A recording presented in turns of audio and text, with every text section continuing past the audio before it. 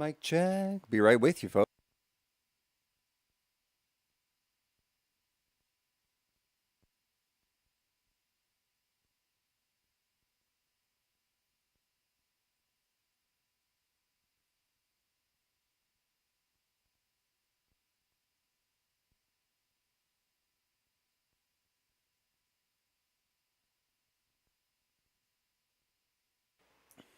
Good evening. It's the great return of Talking About, my amazing podcast that lasted 5 episodes, and then I gave up. I didn't give up. I just went on hiatus, and we're going to be talking all about that on tonight's episode. I'm going to give some time for some people to come in. Please get in the chat. You know how it is. Maybe I'll play a few tunes of not copyrighted stuff so that it doesn't get shut down on YouTube. I don't get another strike. Strike two. Anyway, I don't even know what I'm talking about right now. But I will be talking about lots of stuff that I know that I'll be talking about when the Talking About show starts in about a few minutes. Talk to you then.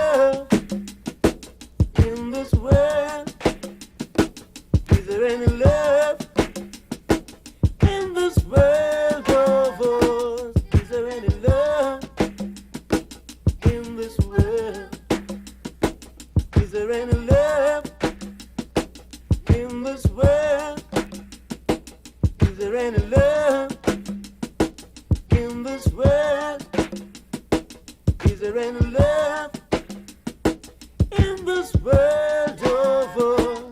Is there any love in this world?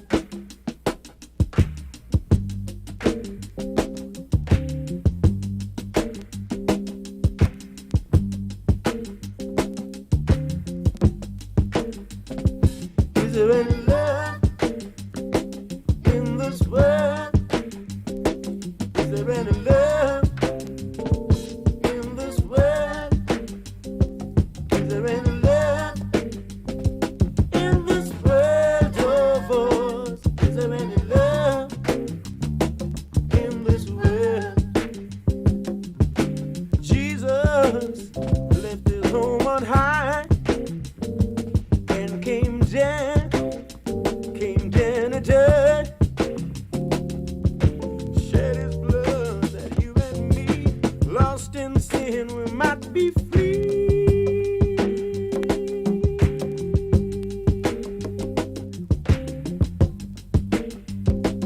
Is there any love in this world? Is there any love in this world?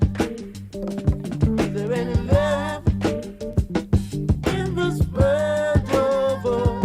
Is there any love in this world? Is there any love in this world?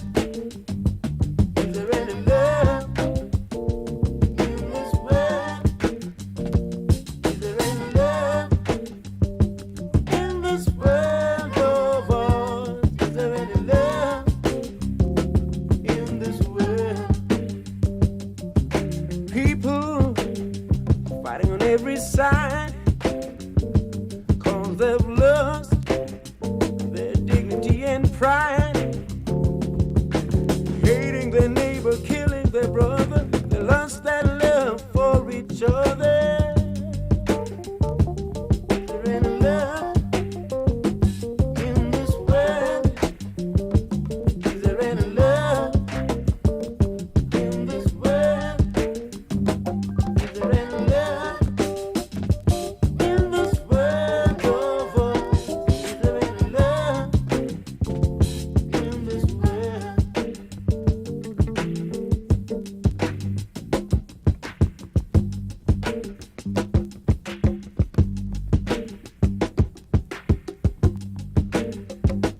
Is there any love? Is there any love? Is there any love? Is there any love? Let me get now. Love. Is there any love? Let me ask you. Is there any love? Let me ask you now. Oh, let me ask you now. Love. Whoa, won't you tell me now? Oh, won't you tell me now? Is there any love? I wanna ask you now. Is there any love? She asks. Is there any love? Is there any love in the Vinyl Garage tonight? Is there any love on Twitch? I tell you, there is love on Twitch. A lot of love. And if some of you don't know about that, you should get on there and check it out. It's sometimes it seems kind of like a shallow thing on the surface, or people just showing off or whatever. I mean, people have been doing live streams since before this whole Twitch DJ culture that I'm caught up in now. And so I'm not going to pretend to talk about it as if I know everything about it or as if it's a new thing. But there is some love and especially, you know, I think what set off the whole DJ culture on Twitch was the pandemic. And there's so many people trying to make other people feel better and trying to make them less lonely. And now that the pandemic is over, I'm doing air quotes, you can see on the over, I could switch cameras, but I'm not, because I like to just be mysterious behind my text and crap here. We're going to have all kinds of looks at all kinds of cameras later on. But yeah, there's after the pandemic ended, uh, this whole thing that had started, this whole DJ culture that I really believe started or got going more and started basically because of the pandemic, has to keep going. It doesn't stop. And there are so many people on there. Even people that aren't DJs are doing wonderful things. But the whole DJ culture thing is fascinating to me. The fact that we used to have to go out to when you go out to a club or a rave. I mean, if it was a small club and you knew the DJ and you knew the all the people there, then it was kind of similar. But it's kind of a new thing for a person to be able um, to DJ to, let's say, hundreds or thousands of people. And each one of those people, if they want to, can talk to that DJ directly, and hopefully expect some sort of response from them. I mean, DJs have now, Twitch DJs have now had to adapt and have had to take on the responsibilities of what a normal streamer would have to do, and that is to acknowledge anyone that comes into the room. So people are expected to be polite and to be kind to the other people that are there, and to be kind to the DJ. Otherwise, we don't really want you there. But it's just such a far. We've come so far from going to see a DJ, whether that DJ was a big name or not, doesn't really matter, but going to see them at a larger venue and having that separation between the crowd and the DJ. Maybe you try to talk to them after, maybe you get a chance to talk to them after to tell them how good it was or whatever, or get a mixtape from them. I mean, now it's just like the internet. You can just go and get the person's mixtape on Mixcloud or SoundCloud. And you can send them a message on Twitch as you're watching them to say, I love what you're doing, and you're making me feel happy, and everyone can get behind you on that. So, I know there's probably not a lot of people listening right now, and if you're listening and you know all this already, and you're all on Twitch and you're about Twitch, then you know what I'm talking about. But if you don't, then I'm just trying to share with you how wonderful this whole experience has been. And there's a lot of people out there working very hard at live streaming. And some people work too hard. Some people take it too seriously and they burn themselves out. Some DJs are working too hard. Maybe they're not making any money, but they're spending all their time doing it. Well, life is about balance, and you gotta have balance, and that's really gonna come up in more of what I have to talk about tonight. Trying to be alert for you guys now that the podcast is back. So it's a no weed smoking Thursday for me, except later during the show I'm going to be rolling a really big one and then probably lighting it later in the show. But as a person who likes to smoke weed every day, admittedly, I can do that. When you're really good at something, let's say DJing, and I'm good at DJing. I'll say it. Fuck it. Do it live, right? Where are my peeps in the chat here? When you're good at something, then maybe you can smoke a little weed and do it and get away with it. But I'm not really good at podcasting yet. I feel like I need to say that. I may be somewhat comfortable now in my little studio here. I may be comfortable at talking. That's the reason why I want to do this in the first place. But I've only done 5 episodes of a podcast, and hundreds of live streams. But I feel like I'm not organized and I'm not good at this yet, and because of that, I cannot get stoned before this, because I will forget everything. And especially, I'll forget everything that I want to talk about, and I'll be really dopey, and it's already going to be pretty boring as it is. So we don't need to bring it down another level. But if you're just tuning in right now, Talking About is my podcast that's been on hiatus for a little while. And did I switch topics before I was finished what I was talking about there? See, this is why I'm sober right now, because there will be less of that. There will be less of topic jumping without finishing. But I was just talking about how wonderful it is, DJs being on Twitch. Oh yeah, and some people overwork themselves, and it's about balance, and that's what we're going to be talking about tonight, and how I have taken this as an opportunity to not smoke weed on Thursdays, because it's nice to take a break from things, and it's nice to clear your mind. And like I said, not like I'm going to not smoke the entire day. There'll be some smoking later, but yeah. So anyway, enough about that. Talking About is a podcast that I started, and then it stopped abruptly. And there's a really good reason for that.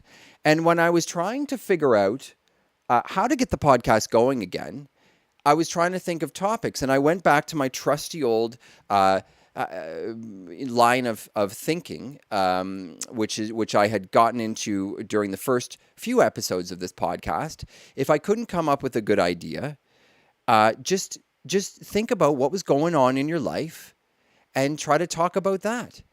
And so I came up with the idea of I would do a podcast about why I stopped doing the podcast.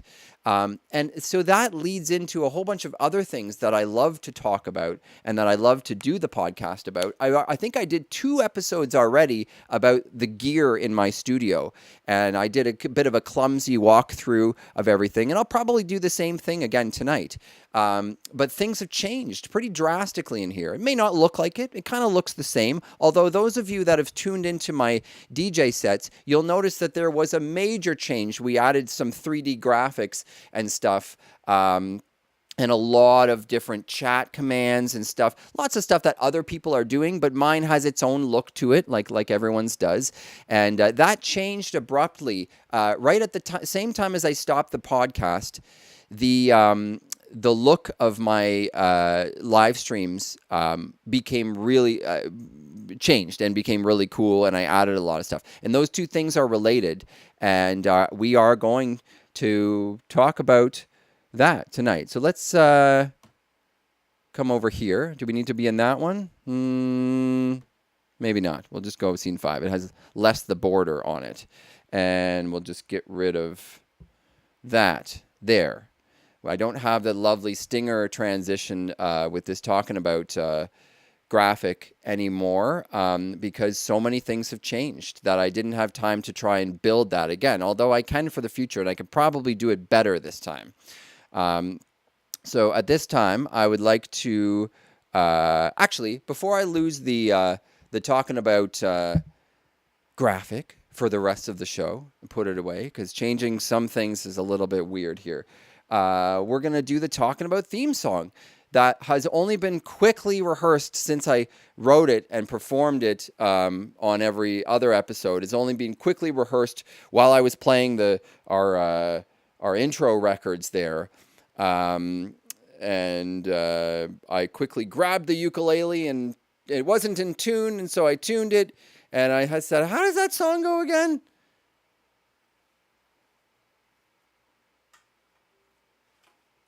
And it goes a little something like this. Just put this down a little bit, maybe. Talking about... Oh, no, I'm going to start again. Okay, let me start again. Just start again, right now. It's Talking About. Welcome to Talking About, my podcast that's been on hiatus for freaking months. Now it's back. Talking about our feelings and stuff. Talking about how we don't talk enough.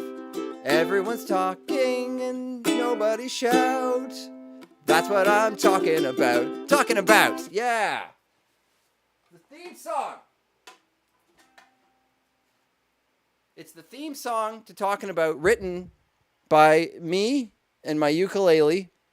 I'm just going to fade this out and fade this in.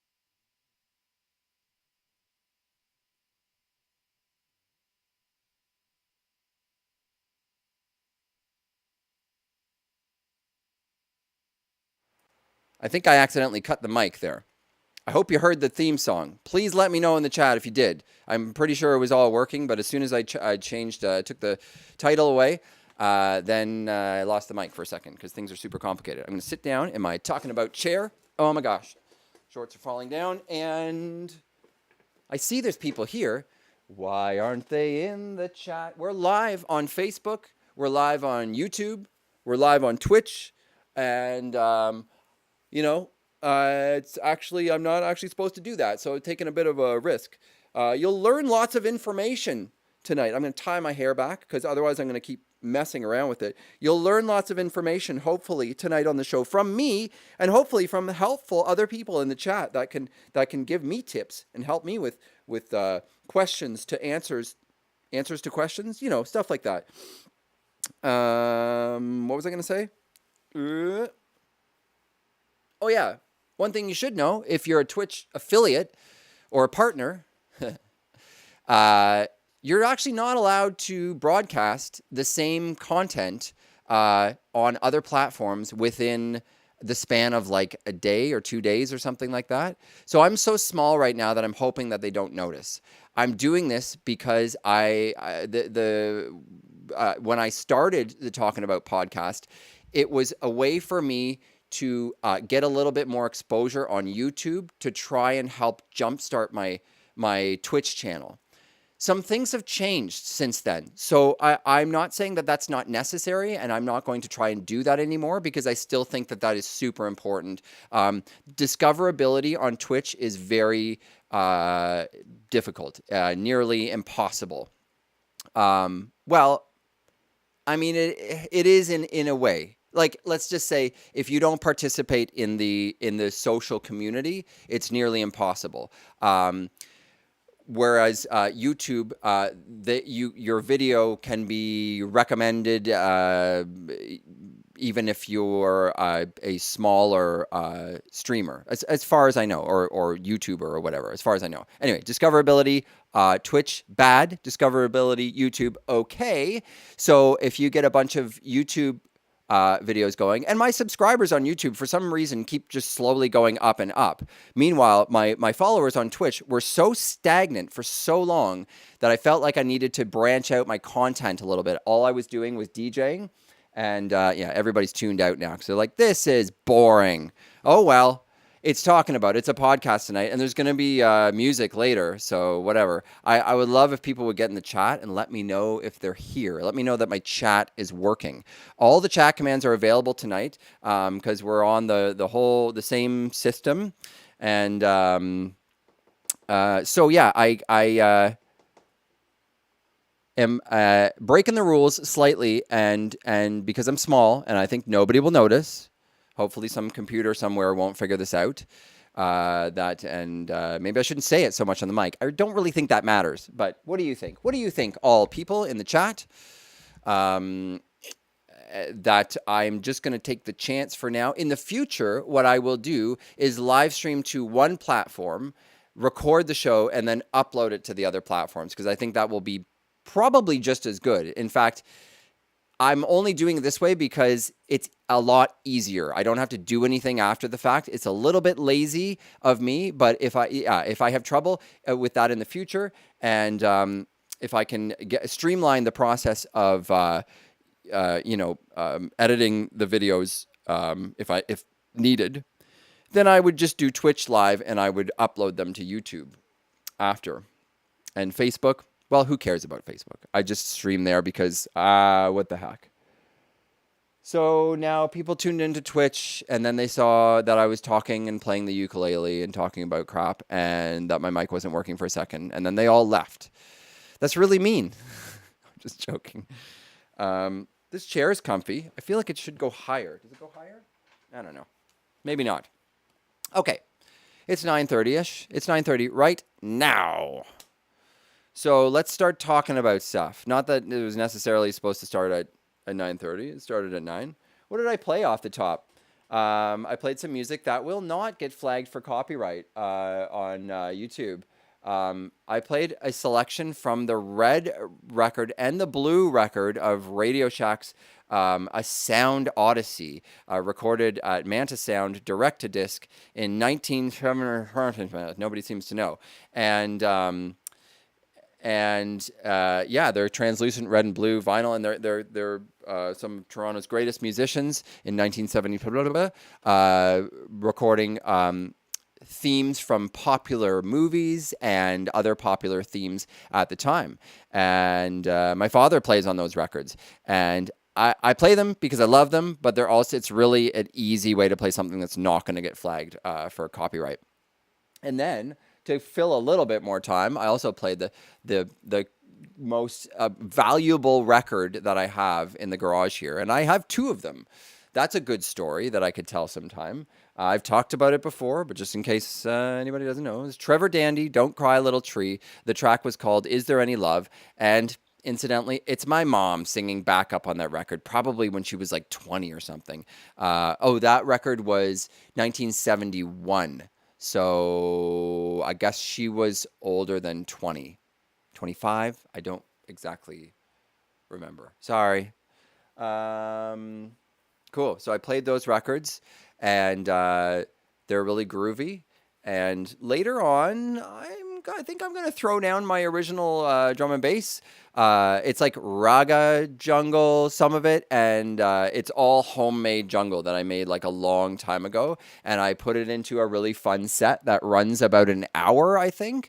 And it's probably like a little bit plus that because I added a few tracks to it that weren't in the original version. And so I'm going to be dropping that. And if I can stretch out this podcast long enough and stretch out that DJ set long enough, maybe I can raid into MF Mama, because she is drum and bass DJ and she's really nice. And we've been like talking on Twitch and stuff. And I've raided her once before. And yeah, like I'm trying to, I thought that would be cool to just, I wanted to play that set again, and I'd really love for her to hear it. I know that she's working and she comes home for work, so maybe the time will work out. The problem is she starts streaming at 10 p.m. her time, which is like 1 a.m. here. So I'd have to probably start that set at midnight or 11:30 and hope that she starts early. So I don't know. Who knows what's going to happen? I'm going to move this iPad. Oh, we do have a viewer on Facebook. That's good, because what's going on with my Twitch peeps? Seriously, I do a podcast and like nobody wants to tune in. They tune in and they want to hear because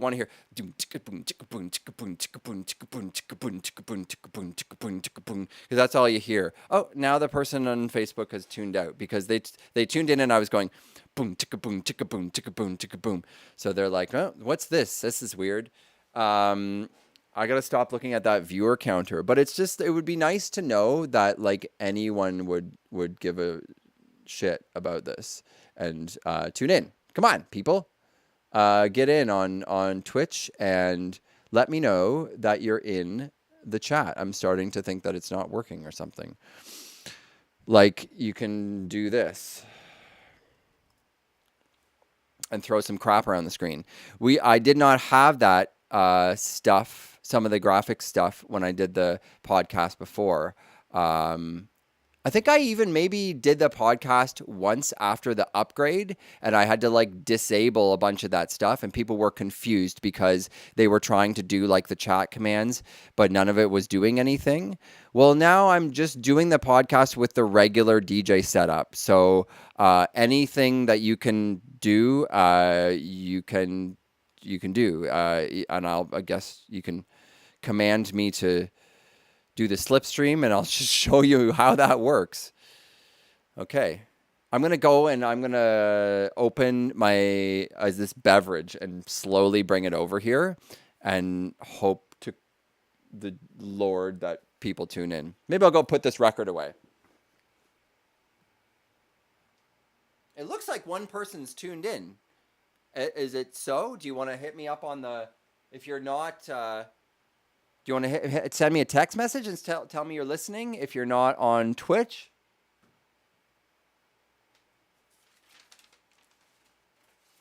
I'm going to put this record away nicely because it's worth $1,000. Think about that for a minute.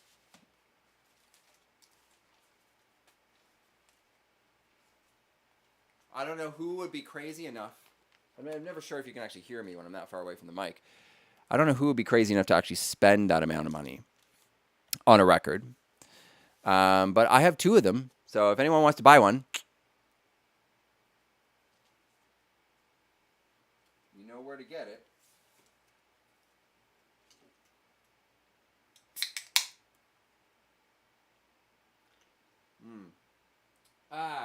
Refreshing. Yes. It's lovely. It's lovely here in the garage. I love DJing here every Saturday and every Tuesday now. That's sort of a surprise. Excuse me. Yeah.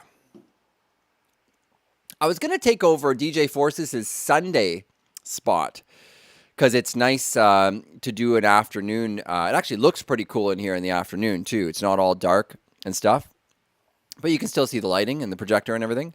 I was DJ Forces is on a extended break from Twitch because he had a big, huge hard drive problem. And he's also busy with like moving and stuff. And so his life is in a bit of turmoil right now. So, or at least his hard drive is in turmoil and his Twitch DJing.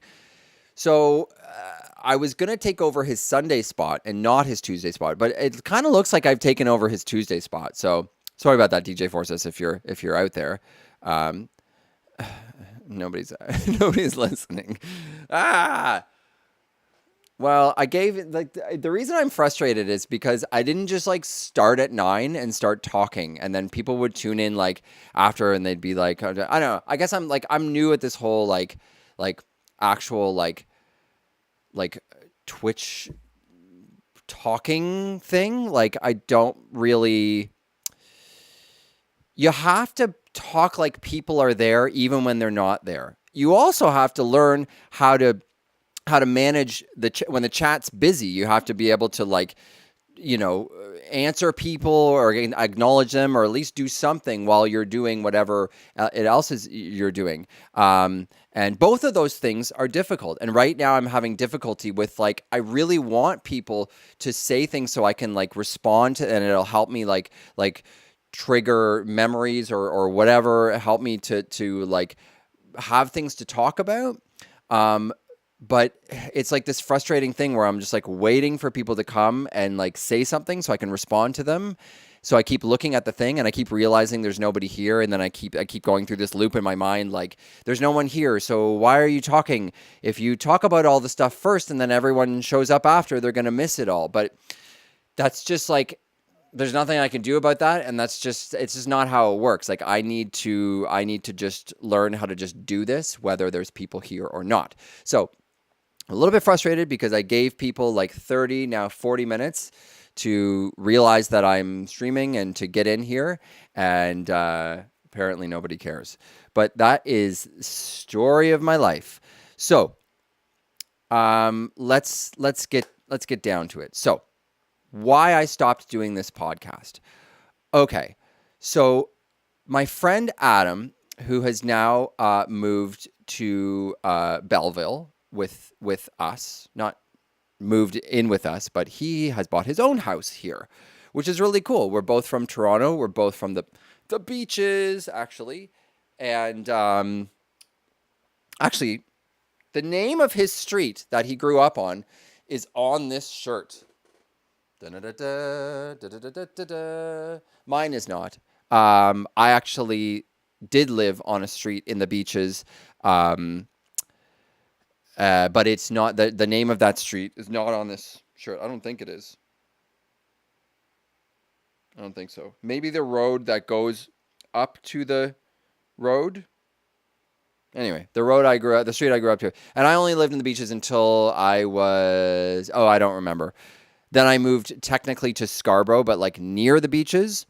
So anyway, Adam and I are both from the beaches originally. So he moves here. And before he moved here, he was like really interested in helping out with my broadcasting, with my live streaming, and he wanted to know how he could help. And he also said, like, I have this old computer, I'd like to throw it into the mix, like if you could use it. And at the time and I still am struggling a little bit. I used two MacBooks, one and I'll discuss them probably in a little bit more detail later. But I used two MacBooks, and they're both more than 10 years old. So I've been struggling a little bit, while trying to make my stream look nice with fun graphics and stuff, and even just to get the job done. I love using multiple cameras. It's a bit overkill sometimes. I'm just getting rid of the hearts there. Never mind the fairy dust. And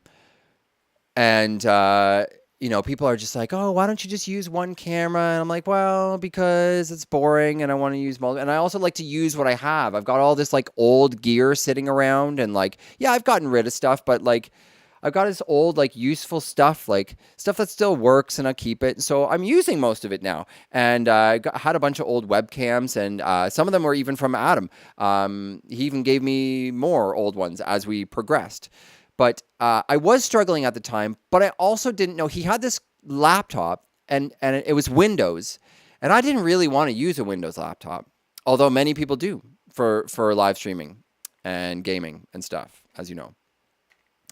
And I didn't really want to use it because I had done Windows for so long that when I switched to Mac, I was just done with it. Just like I don't know. And but it's funny because there are several things across along the years that I've run into that I could only have done on a Windows computer, and so therefore I usually would not do those things. And the other thing is, he had this computer, but it's a laptop. It's a Samsung laptop with a touch screen, so it folds right over and becomes like a big tablet. But it was dropped. He used to have a dog sitting service, and the dogs ran by and tripped over the cord, and the laptop went flying and smashed on the floor, and the screen is smashed. So he wants to. But this is my best old friend, and we have lots of history and fun stories together, and we've both complained about each other in various different ways. So I'm just saying, oh, Adam wants to give me this broken Windows laptop. Like, what the hell do I want a Windows laptop for? It's broken. But he's telling me, he's like, well, it was a really powerful machine when I bought it. And he's like, we could throw it into the mix. And he wanted to do something too. Like, he wanted to be a part of, he wanted to be in here with me, turning buttons and pressing knobs or something like that. Right. And I was like, oh, okay, well, so basically, I already used Resolume Avenue, a really old version of Resolume Avenue, which is like VDJ software. It's like video and image manipulation software. And Resolume Arena and Resolume Avenue is when you see the big huge DJ shows or EDM festivals with the big screens and all the crazy crap going on. Like, a lot of time they're using something like Resolume Arena to make that happen. As far as I know, I'm sure there's lots of other software out there. So Resolume Avenue, the version I had, is very, very quite old, but I was already running it, and that's how I would make my name spin on the screen. And I did a lot of other cool stuff that looked kind of unique that I didn't see on anyone else's stream, and I was overlaying it. Now I was using my one MacBook just for OBS, just to capture all the cameras and stream, and it was just barely able to do that. And I was running Resolume Avenue on my DJ laptop, which I'm not doing anymore, and there's a story behind that. So this is all related to Adam coming to help. I was already using my APC40 Ableton controller, which is a really great controller for Ableton that has lots of buttons, lots of lights and rotary encoders and knobs and stuff. And so you need such a controller to use a program like Resolume Avenue because it has tons and tons of parameters that you need to change in order to make stuff happen. And doing that with a single mouse is virtually impossible. So having a controller with lots of controls on it is really cool. So I was already doing that, and my plan was to let him helm the controls of the APC-40, which is exactly what we did eventually, but things got a bit different first. So he came over and he brought me this laptop, and first of all, it was so dirty and dusty. I'm like, ew, I keep my gear cleaner than some people. So I was like, this is gross. So I cleaned it off, and you turn it on, the screen is just busted. Like, you can't see anything that's going on the screen. But it has an HDMI output. So we hook it up to external monitor and we get it going. So basically, what can we do with this machine? Can I make a long story short? Does it really matter? There's nobody listening. I'll try. Or maybe I won't. I don't know. This is all to do with why I stopped doing the podcast. So at the time in this story, I'm still doing the podcast. But he brings me this computer. I clean it off. And we hook it up, and I'm like, what can I do? What can we do with this? Like, could I maybe take some strain off of my MacBooks by getting this Windows laptop to do the streaming, right? So we install OBS. I think that's the first thing we did on it. We installed OBS. And then I tried. So I had miraculously hooked up like 5, 6, sometimes 7, maybe not 7, but I think 6 at the time at my old house and here.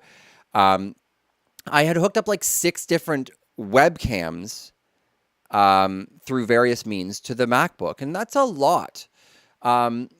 They say you can't hook up more than 2 webcams to a Windows computer. It's kind of not true. It's tricky. And I had the same problems I did with the MacBooks. You got to be really selective about USB buses. So if a laptop has more than one USB port on the side, it does not mean that it has more than one USB bus. It probably only has one USB bus. My MacBook, the 2011, the newer one, actually has 2 USB buses over 3 ports. So that was really handy because the first problem that you have with hooking up that many webcams and video devices is that, first of all, you can't run more than a few, or, you can't run that many off one bus in the first place. But also, some of the devices don't like each other. Also, I've had major problems with USB cameras not getting along with USB audio devices, which is a huge problem as well, because then it's going to mess up your whole audio and everything just to add another camera. So having 2 different buses is really effective for being able to switch where things are hooked up. So I had done a lot of that already with the MacBooks and had successfully had, several audio devices hooked up, plus a whole bunch of USB cameras at once. You can actually see some of you can type gear here, and you can see all of the cameras that I have hooked up now. And I haven't finished this list. It will have some mention about the computers as well. But I use an iPhone 5, a knockoff version of an HD conference camera. That's a 360-degree panning camera. A Microsoft LifeCam Studio and a LifeCam Cinema. Those are very old Microsoft cameras. They do 1080p. I do mostly my whole stream, everything at 720p. And then a cheap 1080p USB camera and a really old 640 by 480 USB camera. So anyway, we have this Windows laptop. I'm trying to figure out if it's going to be useful for us, because Adam says that it has at least he said it has a really good graphics processor. That's why he bought it. And I mean, I really don't know a lot about the GPU and how it compares to the GPU on my MacBooks. I do know that my newer MacBook, just before I started live streaming, had the AMD GPU fail completely on it. So I still use it, but the accelerated graphics are non-functional. Because of that, it had to have very expensive fucking surgery. And because of that surgery, and because of bypassing the GPU, you cannot hook an external monitor to this MacBook, which has made streaming a little bit more complicated for me. It is also sometimes it simplifies things because I just do not have the option to do like when you're using OBS and you want to capture a window or a display. It's much easier to capture a display. You put what you want to see on that display, and then you actually have a monitor for what you are wanting to look at. And then you can capture that display, whether you're playing a game or whatever. You know how it works if you're a Twitch streamer. Well, I can't do that on this MacBook because there's no external display. It should be able to run multiple external displays over Thunderbolt, but it has no Thunderbolt port anymore because of its problem. So basically, I started with this Windows laptop. I started trying to hook up all the same webcams that were hooked up to my MacBook. And right away, I ran into a lot of failure. I could not get it to do more than like one webcam at a time. And I was like, this is pretty useless. This is kind of a disaster. So then I had talked to Adam a little bit about how we might use it and what we might need. And I think I said, well, I think one thing that we needed, if it was going to be the streaming laptop, is an Ethernet port. It didn't have an Ethernet port. So I'm like, we need to get an Ethernet port. Now, it has USB-C, so you can get a USB-C adapter for anything, right?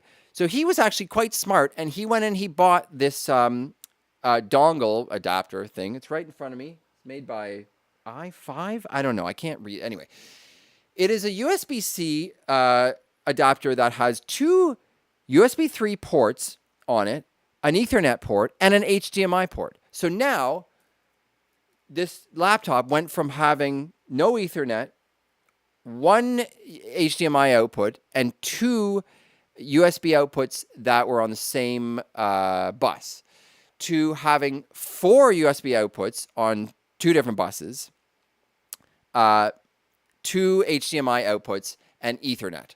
All of a sudden, it became a lot more useful. He also bought me a projector. He says he's taking it home with him when he moved here, but he hasn't taken it yet. And it's fairly inexpensive, so we're thinking of just buying another one for him to take home. It was only $100. It was less than $100. We don't spend a lot of money here in the Vinyl Garage. Adam tried to come and spend a bunch of money on me, and I was like, no. And then he kind of did anyway. But the laptop was, it was free and broken. The projector was cheap. So this is all to do with why I stopped the podcast. I'm getting to the point here, believe me, and I'm getting a lot of the fun, interesting info out of the way as we go. I'm gonna hit this goal of 200 followers. I'm gonna hit it. It's an ambitious goal. My last goal was 150, and I think that was from 125 or 120 or something. And Twitch is trying to tell me like to do 10 at a time. They're setting my next goal like, your next goal should be 160. I'm like, nope, not this time. I'm on a roll. I'm feeling it, and I'm going for 200. So it may take a little while, but yeah. So we have this Windows laptop. We bought this adapter for it. It now has, Ethernet and everything. And so I'm still trying to figure out how we're going to integrate it into the setup and what we're going to do with it. I had told Adam that I had seen this program that was pretty new. It was pretty new at the time. It's still fairly new. And it's called POLYPOP Live. I had read about it. I had watched YouTube videos about it. And it's actually really amazing. It's built on a 3D game engine, or whatever you call it. So its main function is to do 3D graphics. So here's a bunch of stuff that's generated with POLYPOP Live, and it flies around the screen, and I can actually do like turn the gravity on and make it fall down. It's fucking amazing. So this program, POLYPOP Live, which I'm gonna do a little tutorial about later, will compile all your webcams just like in video sources and render them just like OBS does. It will do browser sources, audio devices, does 3D models, images, and then it has hotkeys and web alerts. I'm just reading from the library because that's basically all of its functions. So it does 3D graphics. It's fully integrated with Twitch and YouTube, I think. It is with Twitch anyway. And and it also will actually broadcast. You can actually broadcast with it. So it's like everything in one. So not only does it do the 3D graphics, it integrates itself with Twitch. So you can do all of your channel point bonus stuff through it, and you can do a whole bunch of you can do the chat commands and probably like a million other things that I don't even know about. But it's really neat how it's very Twitch integrated. And so I had heard about it, and I'm like, we got to get on this program. And he's trying to find a way. I think the first time we used the laptop in a stream, what we actually did was keep my setup the same, but run POLYPOP on the Windows laptop, and then run it into OBS at the final stage on my streaming laptop to overlay these graphics on top, which kind of looked cool, but it wasn't great in the end. Because how we had to feed it into the other laptop was through HDMI. Now you can't, as far as I know, you can't send RGBA, like alpha channel transparency, through HDMI, unless I'm missing something. I mean, perhaps you can send it through HDMI, but you can't output the output of OBS or Resolume or POLYPOP does not have like the output that it sends through the HDMI of your computer does not have the capability to do alpha channel. So we're sending stuff like this. I mean, you can't send that with a black background, otherwise you're covering up everything else that you would see. So I had to remove the black from the back of it, which is a technique that I already employed to overlay Resolume over top of my stream, which it works okay, but it doesn't look super great, especially when we're dealing with stuff with shadows, which this one has, right? It doesn't look super great, and it's also really taxing for the computers to have to remove the black from so many frames on the screen.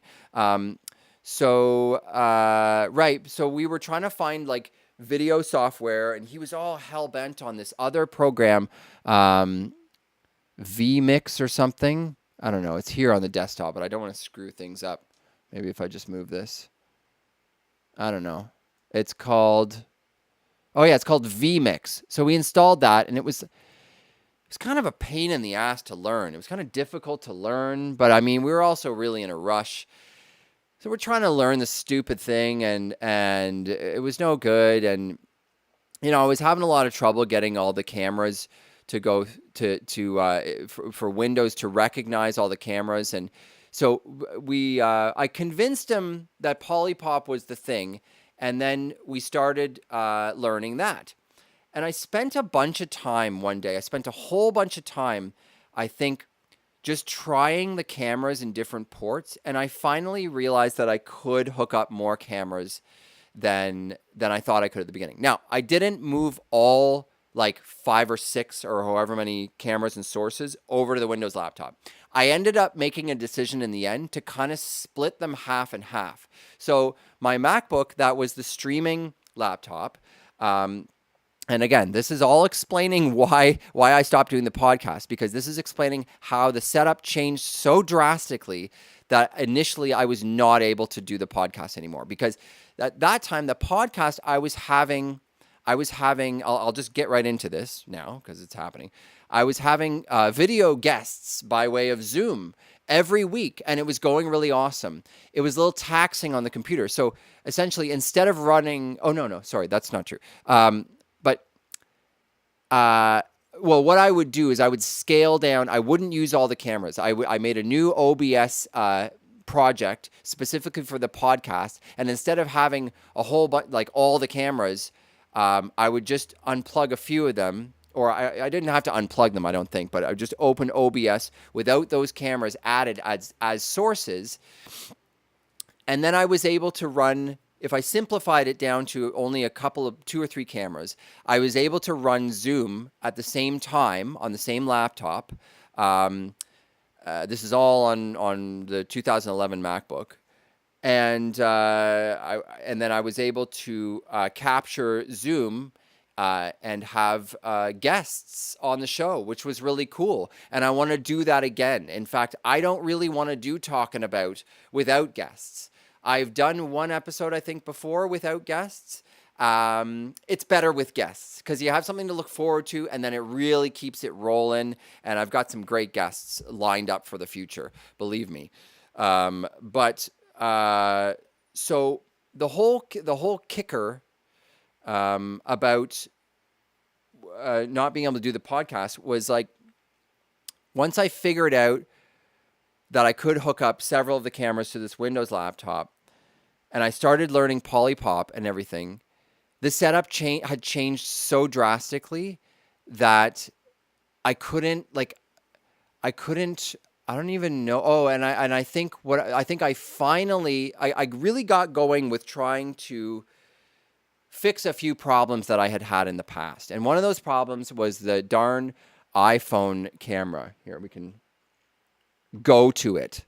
It's up there and it's working great, and it's wireless right now. It was wired, and I always had problems with that.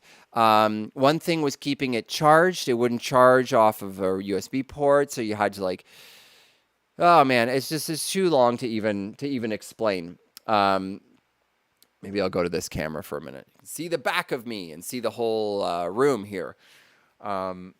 So the setup changed drastically.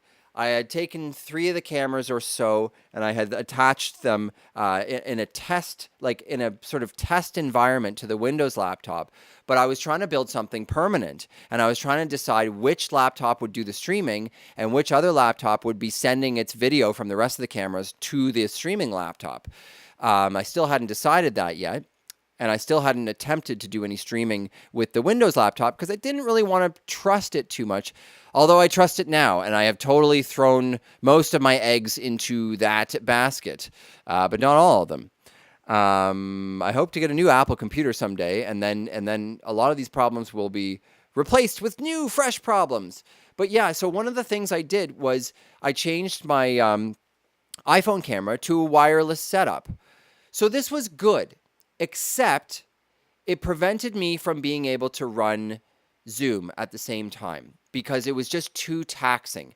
I have to run a program called Air Server in order to facilitate. And there's other programs that you can get.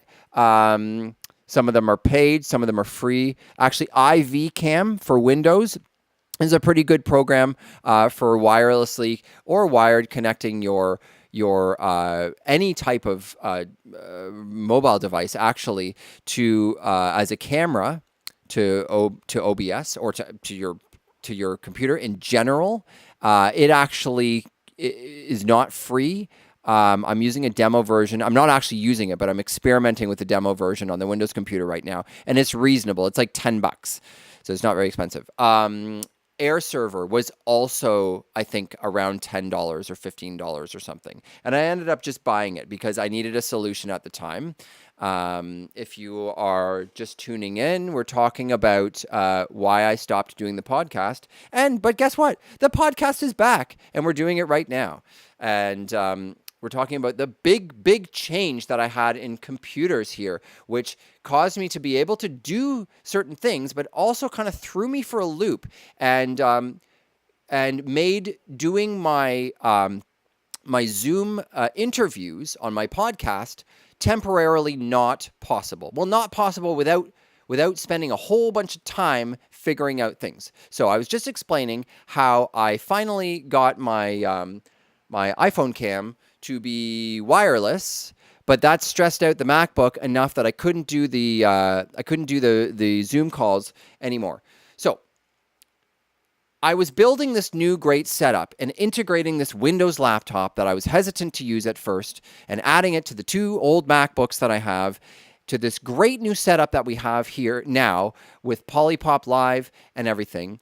But as I experimented and changed things, I realized that I wasn't going to be able to interview people over Zoom on my podcast, and my brain was slowly moving away from the podcast. At the same time, I'm trying to think if there was another reason why, but at the same time, I was deciding to take DJing more seriously on Twitch. And not necessarily, well, actually, I think I had been doing this already for a little while, and it was getting bigger and bigger. And it was not necessarily taking DJing, like the actual spinning of the records, more seriously. It was that I was completely stagnant and not growing. I was not getting any views. My viewers had just trailed off to like nothing. The problem is that I wasn't participating in the Twitch community. And this is moving on to topic number 2, or a second item on our itinerary for the night, is making actual real progress on Twitch and what I have learned.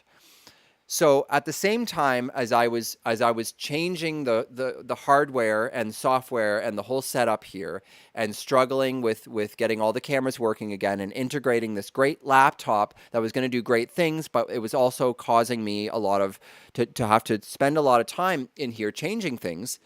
I was also spending a lot more time watching other people's Twitch channels and meeting people on Twitch, which has been really wonderful. And that's when I decided that I was going to replace Thursday with just DJing. I think the first week I was like, I won't do the podcast this week. I'll just do DJing. And then I did that again. And then I started trying to pick another day where I could squeeze in another show. It's difficult when you have a family and kids and everything. But if you want to have a presence on Twitch, you have to do... I feel like you have to, well, first of all, doing the same day every week and the same time and day every week is important. But I also think it's important to do more than one day a week. So right now I've been doing 3 days a week just recently, DJing. And that's been awesome. It's been keeping me going, because if people miss me on one day, usually they can catch me on the other day. And that's how I felt like, that's how I was doing with my, with other streamers that I was watching, other DJs that I was watching. I would notice that they would stream one of them in particular streams on 3 different days.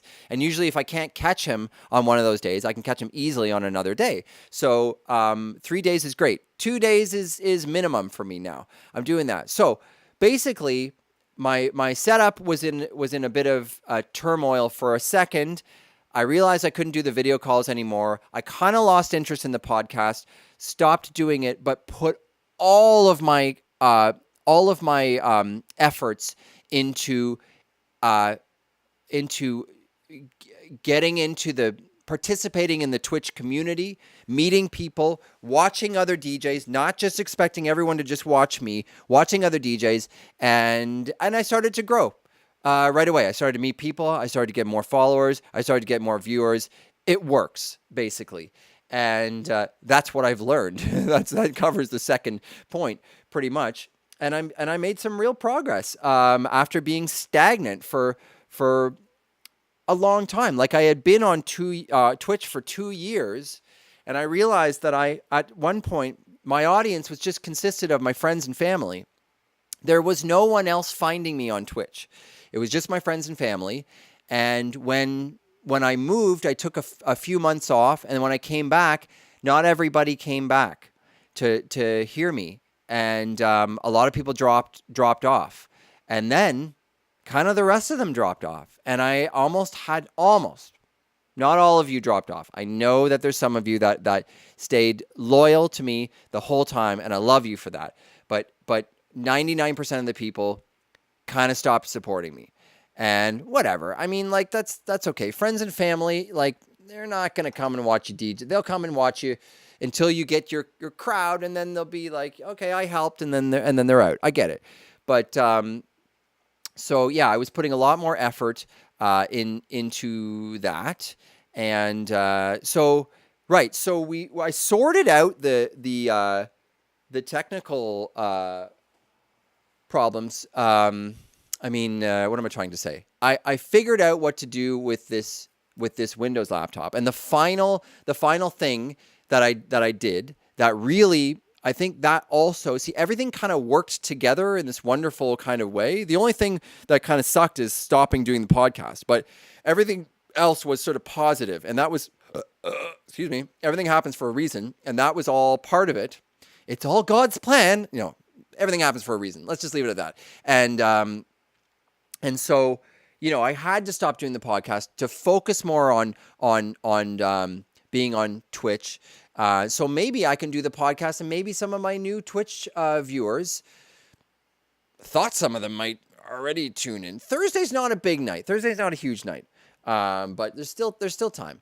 Yeah, maybe now that I'm going to do the podcast again, maybe now the podcast will take off a little bit more on Twitch. Now that I've actually, you know, got more followers in the past, month or so than well, I'm not going to say than I did ever. Well, I almost actually, let's just put it this way. I'm just looking at the number. I got the same amount of followers over the past couple of months than I had in the first 2 years. So that's pretty good. That shows a pretty, sharp up curve. And I've been watching my viewer numbers too, which had literally sunk down to less than 1 average. And I have watched that number slowly, consistently climb up. Now it's only just over 3 now, but every week it goes up. My viewers are going up very slowly, and my followers have gone up kind of slowly again, but kind of rapidly. So I twitched for 2 years, and then I was sort of dead in the water. And right when we decided to start participating more, and I figured out what to do with this laptop. So what we ended up doing is I have 3 of the original cameras that of all the cameras that were connected to my MacBook, which is this talking cam, as we refer to it, the left cam, which is the turntable cam, which has always been really cool. Even at my old house, I had a similar setup in which I had my turntables here, and then I had my laptop, I think, was just in front of the TV, but the TV was here, so you could see that screen from that camera. And when you put cool visuals on that screen, now we have a projector above it too, so it's like doubly as cool. But when you put cool visuals on that screen, not only can you see them through this left camera, but they also reflect off of the surface of the record, which is pretty cool. So yeah, so we've got the talking cam and the left cam. Those are the 2 Microsoft Life cams. And then we've got the room cam. So those are the 3 cameras that are now connected to the Windows computer. The room cam is a 360-degree panning camera. You can look around the room with it. It's easier to pan when it's zoomed out. You can see the whole garage in all of its glory. There's my son's drum set, which is covered with a sheet, so it doesn't resonate with my voice or my music and everything. So I'll just put that back there. And yeah, so we got those 3 cameras. So I think we've taught. I've really done the first 2 points now. I've talked a lot about why I stopped doing the podcast, those reasons, and I've kind of talked quite a bit in the past few minutes about the real progress I've made on Twitch now, and what I've learned. Let me just before I go on with the rest of before I go on to the studio tour, which will include continuing to explain how I split up the cameras between the two different laptops, and then we'll really get into a tutorial of POLYPOP, because all of that is very related. Me showing you the program is also showing you how I'm running video from one computer to the other and stuff like that. What was I going to say? Right. I'm so glad I put that stuff up on the screen here, because it's helping me remember what I've talked about and what I need to talk about. It's so awesome. We're going to do that every time now in the podcast, and we'll have it maybe lit up with the color, and maybe I can like strike it off after or something, but I did it really quick before the show. If you're listening right now, get in the chat. Let me know that you're here. I'm kind of lonely tonight with resurrection of the podcast. This is the big anticlimactic. Talking About podcast is back. It's back. Let's bring in the thing. It's talking about all this feelings and stuff and everything. Okay, so it's back. It's anticlimactic because nobody's watching. But if you're here, which I see a few people, if you could please just drop me a message in the chat, or send me a text, or drop me a thing on Facebook or something. Do something. You know, I'm doing all the work here, people. And I'm not seeing any activity from anybody else. But I appreciate you if you're here. Just say something. I know it's follower-only chat. So if you're watching and you're not a follower, you got to be a follower. And if you're a subscriber, you can do all kinds of cool stuff in the chat. So, what did I learn? I've talked about this already a little bit, but I'm just going to reiterate it and maybe say some things that I kind of left out. If you want to grow on Twitch, you must go and watch the other DJs. And when you do, something. I was like, what was I going to say? Something. Did I just say that? Often, especially during the podcast, but also when I'm DJing, I'll like say something into the mic, and then people will like make a joke about it after, and I'll completely like can't remember what I said. Now, this is also to do with the cannabis. Say something. Right. I got you now. Okay. This is all to do with the cannabis consumption, which has not happened today. So that we can have less of the forgetting of what I'm talking about. And Thursday's podcast day is going to be cannabis-free day until I get the podcast done, or until later on, maybe when I want to, cut loose. Anyway, Just Paulo is here. We're gonna just do this. Oh, there was other people. Look at that. What? Hold on. Oh no, just me and Paulo and Streamlabs in the chat. Okay. So looking forward to your stream again, Paulo.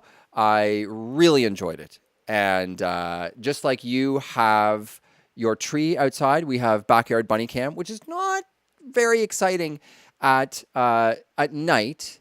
I do put the iPhone in the yard, and so I have two different camera angles, and that's much more beautiful during the day. I haven't done that in a while, but I will just show you backyard bunny cam, which you can actually redeem with channel points and make me go to that at any time. And it's super fun during the DJ sets, because I can even bring the turntables up over top of that and everything, because we're huge low-tech, high-tech setup up in this place. So there are no bunnies. The pool is left on the grass there. There are no bunnies right now. Have not been bunnies in a long time. Let's go back to here. All right, so where was I? Let's turn off that bunny cam. Where was I? Oh yeah, what I've learned. You cannot be a DJ on Twitch and expect growth and not participate in the community. Okay? I didn't really know this. I knew something was wrong. I wasn't trying to not participate in the community.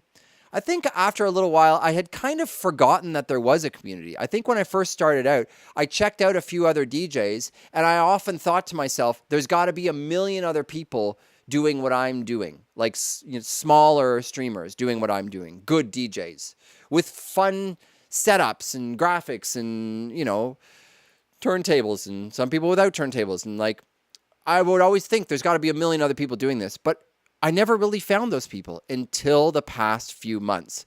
I finally found all my people. Paulo, you're one of those people, and everybody that I've met through you, or that I met you through them and everything, because that's how it works.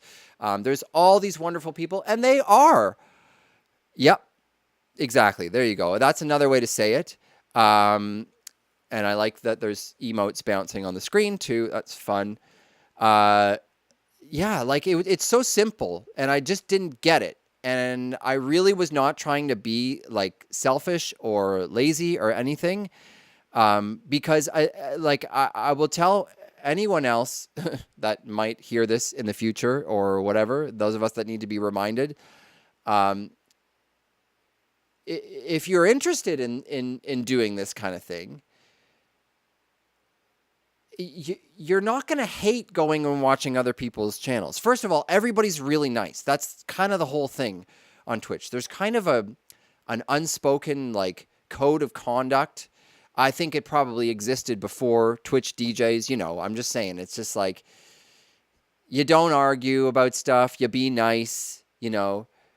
Peace, love, unity, respect. That was from the rave scene, and that totally applies. It's nice that we were able to apply. This is why I'm loving that this whole DJ thing, DJs just sort of found their place on Twitch. And I'm sorry to all the gamers. I often wonder, and I've actually looked up this question on the internet. I haven't really found any answer. I often wonder if there are gamers that are resentful that DJs have taken over the platform. We mean well, and we're so very nice, and we're a huge boost to your platform. But yeah, you everyone's so nice, and if you're a person that's interested in doing it, you're gonna it's very unlikely that you're not gonna have a good time going and watching other people's channels. So I had this very small community of people that we were streaming. It was like me and my few other buddies from Toronto area, and we were watching each other's channels, and we were watching each other not grow. And there was a couple of other people, and then we didn't even do the emotes. There was one other person. She's actually been around back in my stream recently, which I love, because she's from back in the day when I was not part of the community. She would come in because she was actually watching the real channels. She would come into our channels and be putting emotes and stuff, and we all kind of thought it was kind of weird. But she was also really fun and hyping it up, so we thought it was really cool. Yeah, but I had enough. I think it's also a matter of you really have to devote some time to it. And that was the whole thing about stopping doing the podcast and devoting more time to watching other people's channels and working on my channel, working on the chat commands and the stuff that makes it fun. And I mean, working on my DJ sets too, putting some thought into them and everything like that. Organizing your music, because I know none of us have time to do that. I find organizing my records easier than organizing my digital. I'm sure you can understand that. And I know Paulo understands the plight. See, right now, you could organize your music right now, Paulo, because you could listen to music while watching my podcast. But see, you're probably watching more than one Twitch channel right now, so you're busy doing that. Anyway, so we were doing that, but I just kind of forgot. So much time passed, and I moved too. My life was busy. I got kids in school. And I just kind of forgot. Oh, we have a viewer on YouTube. Awesome. I hope it's Mark Cope. If it is, send me a text, buddy. And if not, whoever you are, I love you. I love YouTube. I love YouTube. I love Twitch. Just lost my train of thought, and then I got an itch over here. Okay, look, so my point is, you got to get out there and watch the other DJs, and you're going to have a fun time doing it. That's what I was trying to say. And once I did, I had a wicked awesome time. I've been visiting Rob DeBoom's channel. He's getting really big. He's going up to 8,000 followers. I've been visiting Rob DeBoom's channel since the beginning, but I really hit that one hard because that was one of the only ones that I was like, I wasn't following anybody. That's the problem. I wasn't following anybody. How the heck am I supposed to expect anybody to follow me when I'm not following anybody? It's ridiculous. Also, no DJs were coming up in my list of things to watch because I wasn't following anyone except a few people, right? So it was always the same. So, I started just following a whole bunch of people. And it's not like, you don't have to just go and follow everyone. And it's not follow for follow. That whole premise is junk. People will follow. But the other thing is, you don't have to just follow DJs. Once you really get into it, you're following the people that are friendly and that are nice to you and everything. And following a person that's not a DJ or not a streamer still has benefits. And I'm not going to go into that too much because I probably don't even understand enough about it to actually say about it. But it's just a good thing. And it's just a good thing. And you have to do these things. So basically that's what I've learned. Basically I've learned that. I was a Twitch noob. I'm still a Twitch noob after 2.5 years. I'm a newbie. I didn't get it, and now I get it, and now I feel awesome because my stream is totally awesome. I'm not trying to boast or anything, but I had the thing about live streaming is I had my turntables set up in my old house, in my old place. I had them set up and connected to the computer to record sets and stuff. So other than putting a webcam on, the setup was already ready to go. Except, follow all your followers. You might as well, right? There's no harm in doing that. So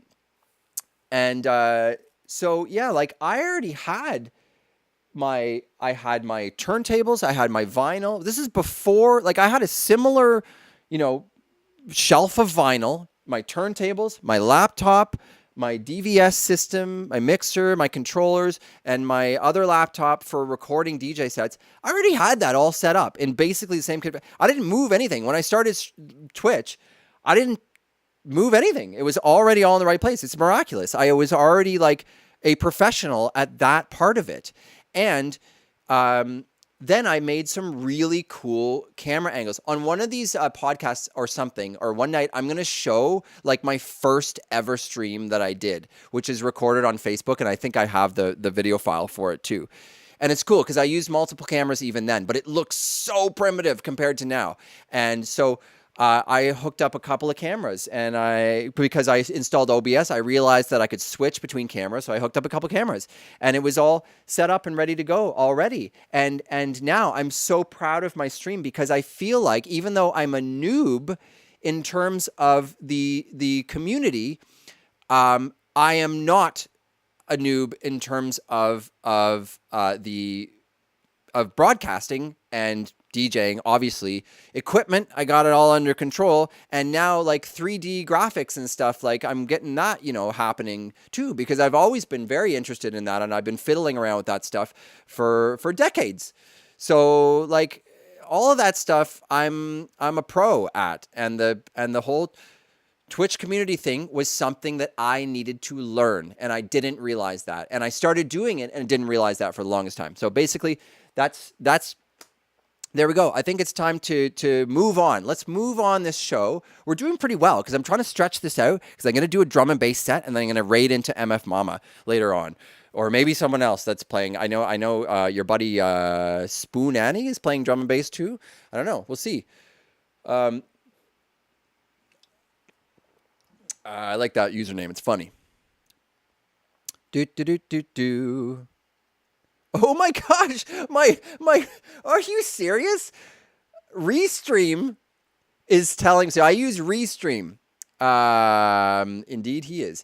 Restream is cool. I find it very helpful. Restream is a go-between. I stream to Restream, and then I can stream to multiple platforms at once. And it's free to use on that level. It's to do other things with it, you have to pay for it. But they let me do up to 4 channels. So I'm doing Twitch, YouTube, and Facebook right now. I just see this pop up here that says action required. Free plan will be downgraded to 2 channels. Right when I start my frickin' podcast again. Screw you, frick of a, what is it called again? Restream is going to downgrade. So now if I want to restream to 3 channels, I can't anymore. What a drag. Well, I guess Facebook is gone then. Or maybe I'll do what I said before, is I'll just play by the Twitch rules, because I'm actually breaking the law. I'm breaking my contractual obligation. You met in real life last month. Twitch allowed that to happen. So how did you meet him in real life? I'm very curious about that. I was on another stream today. I was watching MF Mama today, and she was saying how she went to like an actual like convention or something and met a bunch of Twitch people. How did you meet? Was that the same sort of thing, or was it a different situation that you met your friend, your Twitch friend, in real life last month? Or did you? Sorry, you met him on Twitch first. It looks like that's what you're saying, and then you met him in real life. Was that just? Do you want to elaborate that on that at all? Was that just a fluke, or was it planned, or was that at a convention, or whatever? Oh, okay. So, but you guys live in the same city, perhaps, or close by? I don't know if there's anyone in Belleville on Twitch. Yes, he DJ'd it. Yeah. And where is this Groove and Bass Festival? I'm looking for something. Hold on. What am I looking for? I forget. Granola bar's here. Oh yeah, I know what I was going to do. Okay, never mind. I'm going to do that in a second. We're going to talk first. Okay. Studio tour. Now, I've talked a lot about, oh, you're in Ontario as well. Wait.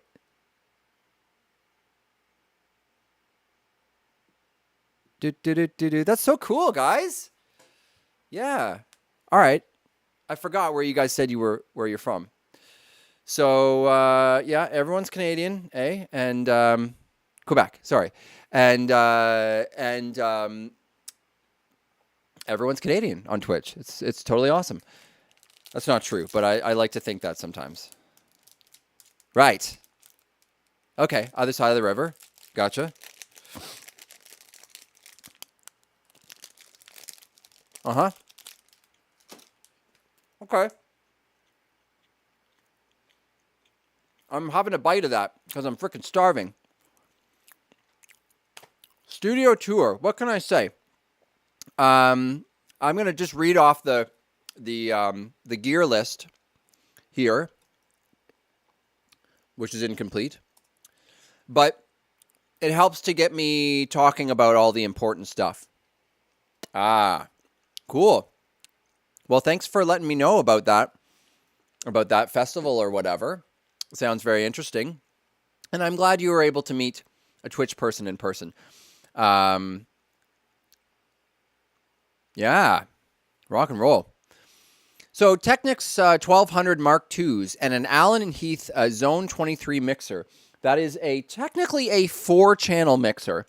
Oh, look, let's last time I tried to do a gear walkthrough, my top camera was frozen. Oh, you got to give me a break now. Oh, you got to be kidding me.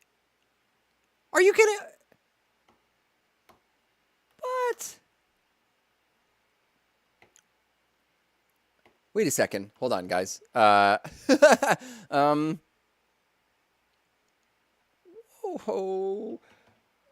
you gotta be kidding me. That right when I want to show it again. Okay. Luckily, I have a lot of cameras. So, yeah, technically a 4-channel mixer, but it only has 2 channels. Well, how does that work?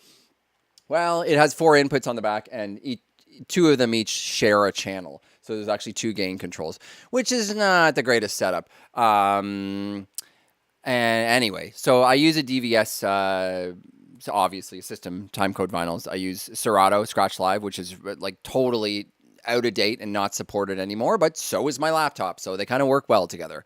It's a 2009, mid 2009 MacBook with 4 gigabytes of RAM. Ooh, had to stop. So I was doing Resolume Avenue to create cool visuals to overlay, to send to what used to be the streaming laptop, this one. But this thing kept freezing up and going really, really wonky. So I decided to stop doing that because I think that maybe the GPU is like maybe the heat paste has like dried out or something, or so it's when it heats up, it's like moving or something. I don't know. If you do too much graphical stuff on it, it just goes completely berserk and dies. So it's gonna be the Serato only computer from now on, but it's already got way past its lifespan anyway. So it's totally terrific. Yeah, and the mixer is very simple and very cool. I bought it. It was like $300 or something. At the time, I needed a new DJ mixer. It was a long time ago, and it's very sturdy metal and very simple. Just what I need. It doesn't have any effects or anything on it. So that's just fine with me. I also have this Denon controller just in case I need it. If I'm using virtual DJ, it will control Serato as well. I don't ever use it, hardly, but it's there. Once in a while I need it, so I keep it hooked up, and I do have some programming still existing in Serato for it. What else do we have? We have, here, we can use this camera to pan and... it's not going up anymore. We have Yorkville YSM6. I guess that's 6-inch woofers. This is the left one. The right one is over there. Monitors. They are fairly inexpensive monitors. They were about the same price as KRK Rockets at the time, around the same price. I think these ones were on sale. Otherwise, I might have bought the Rockets. They sounded the same to me. But they're very nice and very, I don't know, I like them. Never had a problem with them. Actually, I had one slight problem once with with a little bit of rattling on a certain frequency, and I was able to tighten just ever so slightly. There's actually screws on the front of the whatever this is surrounding the woofer here, and I just tightened it a little bit, and it went away. It was good. Okay, I use some Shure SRH 840 headphones, which are not great DJ headphones. They're kind of awkward and clumsy. I don't think they're meant for DJing. They fall off quite a bit, and they also have a really weak... They're really expensive, and I'm on my second pair. I love how they feel, and I love how they sound. They're just kind of awkward for DJing because they're terribly comfortable. They are comfortable, so you can get them comfortable, but then they fall off, and they have this weak point too. The part that that goes up, like where it extends. This part where it extends out.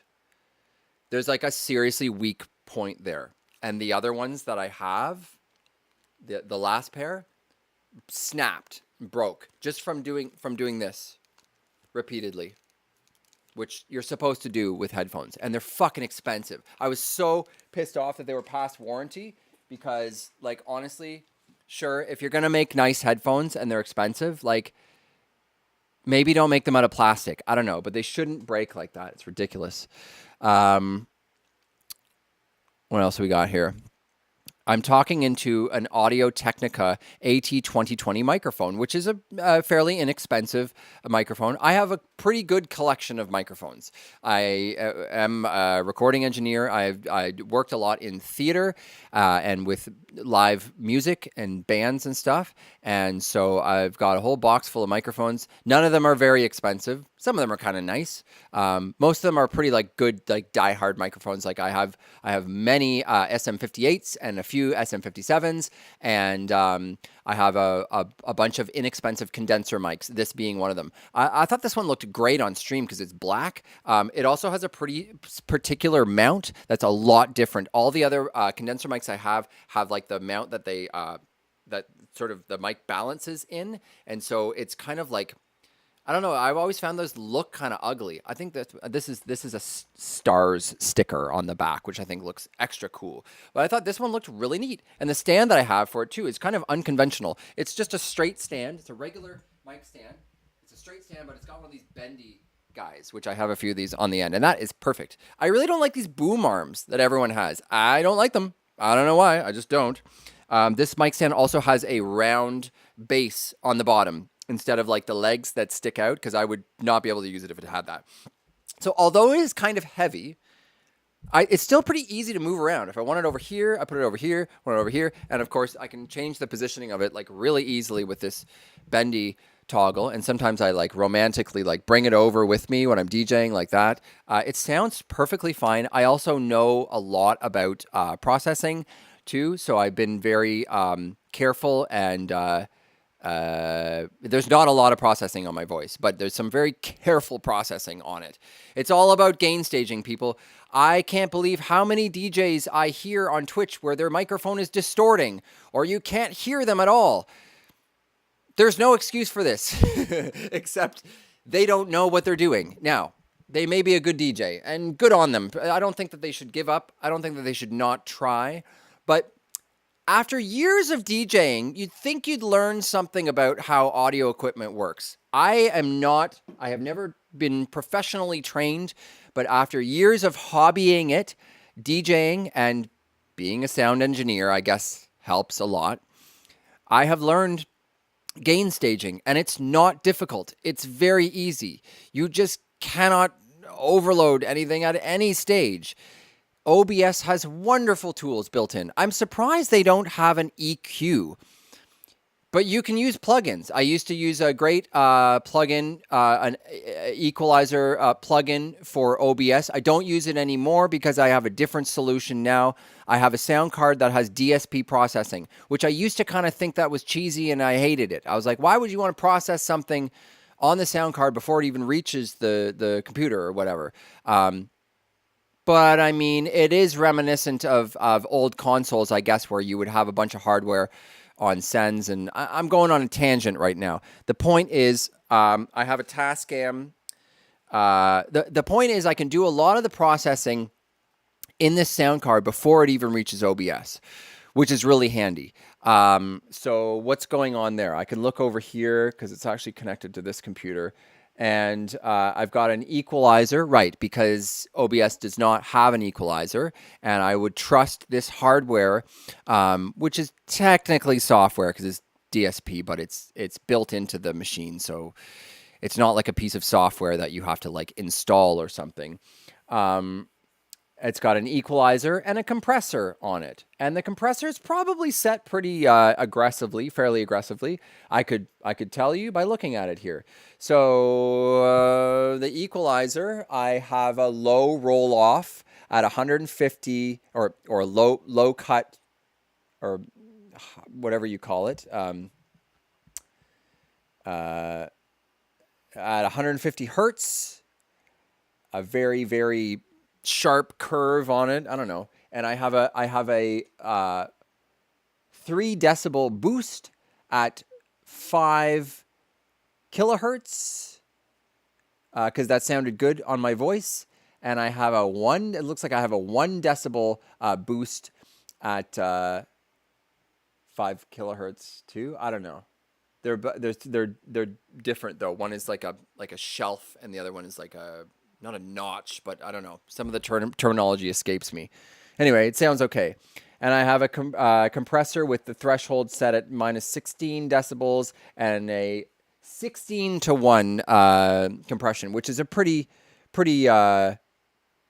hard compression. And then I have a makeup gain of 7 decibels.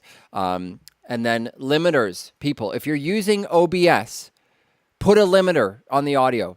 I don't care how many audio channels you're using, whether you're using the same channel for your music as you are for the mic, put a limiter on it. If you're using 2 separate audio channels on OBS for music and one for a microphone, put a separate limiter on each of them. The limiter Now, you can change the settings as per what you need, but basically you're going to want, and this is the other place where I think people make a little bit of a mistake sometimes, is on OBS, is they're worried about going into the red. And so either they keep their microphone way too low or their music, and then their stream is quieter than everyone else's stream or everyone else that knows how to push the level. Or they're putting a limiter on and putting the limiter like way too low, like limiting it to like -6 or -12 or something. I don't know, whatever. It really depends on a lot of other factors. But so I'm saying, as long as you like, hitting the red is not a bad thing. In fact, it's a good thing. The meters in OBS are, I'm gonna just say, like, they're not really super trustworthy. There's been some software bugs in it before where it was outputting like 4 decibels or 6 decibels higher than the meter was actually showing. So I realized this after I realized all my recordings were clipped. They weren't clipped badly. You could hardly hear it. But when you analyzed the recording, it was clipped throughout the whole thing. And I'm like, well, how is it clipped? I have a limiter on it. Shouldn't be clipped. And it's because the meter was lying to me. So you really gotta use your ears, and you gotta use the technology that's around you. And that's why it doesn't hurt to, well, first of all, listen to your streams. Record your VODs, play back your streams. If it sounds fine, then it's probably fine. But, if you record the audio, then you can analyze it afterwards. If it's clipping, then there's something wrong. Even if it doesn't sound bad, I mean, it's okay. If it doesn't sound bad and you don't want to spend a whole bunch of time on it, then that's fine. But it may not sound bad, but if it's clipping, there's something wrong with your gain staging. So I'm just looking at the setting. So I actually have another compressor set to a pretty, now it's more of a 6-to-1 ratio. So my voice is actually running through an EQ, 2 compressors, and a limiter. And the limiter is set to minus 0.2 decibels. And I mean, I could set it, the way that the limiter works on OBS is, it's not as aggressive as some other, or trustworthy as some other. I mean, I don't know what software it's based on or whatever, but some other software limiters that you will use, if you limit it to 0, it will not go above 0. And if you limit it to minus 0.1 or something, it will stay under that. But on OBS, if you limit it to 0 or close to under 0 decibels, and you push the level too hard, it will still overload the limiter. This is from my experience that I know this. But if you don't push it too hard, you can still have it hitting that limiter and it won't overload. So when I'm talking, now you have to understand that the limiter is, like, I'm juicing my mic level a lot, but never am I overloading it at any stage. So that means that I have the actual gain itself on the sound card set appropriately. This is you may laugh at this, but a tried and true method to setting the gain, if there's a clip or an overload light on it, and this will work on pretty much any mixer that has a clip or overload light, is don't do this when you're broadcasting to people, or turn down your master and just scream into the microphone. And if it, like, there's probably a little bit more to it than that. But what I'm saying is I can juice my level after the fact as much as I want. At the end, after every stage, you can juice it more as long as you're not clipping. So if I'm clipping, if the overload light is going, and this is where it comes into, if people don't know how to do gain staging, they're going to turn up something. They're going to say, oh, it's not loud enough, so I'm going to turn up the gain of the mic. Well, that could be incorrect, because the gain could already be high enough, but some other fader after the fact is turned down. This may be, this may not be new knowledge to you guys. You may know this all already, or it may be helpful. But what I'm saying is a really, really dirty, easy method to check whether whether my gain is set over here, is I should be able to talk loudly into this. And it should not, that light should not light up. But I should be able to push, I should be able to push that gain. And so basically I can talk loudly into it and it shouldn't light up. But if I shout into it really loud, it should just light a little bit. You know, like that's to me, I mean, I know my own voice and I know where I'm going to go to. It all depends. If I'm going to be singing opera, you know, maybe like I would use a different method. But for talking into the mic, if I can shout into that mic and see that overload light just click a little bit, that's probably a pretty good level because I've got a lot of headroom. Headroom is key, right? Then it can come. Then I could juice the hell out of that signal on the DSP effects on the. I keep pointing over here because the control panel is on this computer over here, so I can really juice the level. I can give it I'm not cutting on the EQ. I'm boosting. And then I'm putting a pretty heavy compressor. Now the compressor will also hold back louder stuff as well, but it's making my quiet stuff louder, and it's a really aggressive setting on the compressor. Then it goes through another compressor to make it even more aggressive on OBS, and then finally through a limiter to just stop it from going to that point. So that was a little bit of a lesson on gain staging. I wasn't planning on doing that, and I could probably put my words together a little bit better on that in the future. But I do have a knack for gain staging. I do find it easy. Please put a limiter on your microphone in OBS and watch your gain on your microphone. Turn your gain down, turn your fader up, okay? I don't want to hear you DJs with your distorting microphones. It pisses me off. It wasn't you, Paulo. It was somebody else. It really wasn't. It wasn't. It was this other guy that I was watching, and it was like really good, and his setup was really slick and everything, and then he's talking to his microphone, and you kind of feel bad. There's like a whole bunch of people like in the chat, and I don't want to be the guy saying like, your microphone is distorted. Like, also, it's like, it's not really the time and the place to help the person. Like, I would want to help the person, but I wouldn't want to help them while they're DJing in front of everyone else too. Because some people just don't know. Like, they simply just don't know. They are a good DJ and they don't know anything about their equipment, which, again, I don't really agree with in the sense that, yeah. Hello.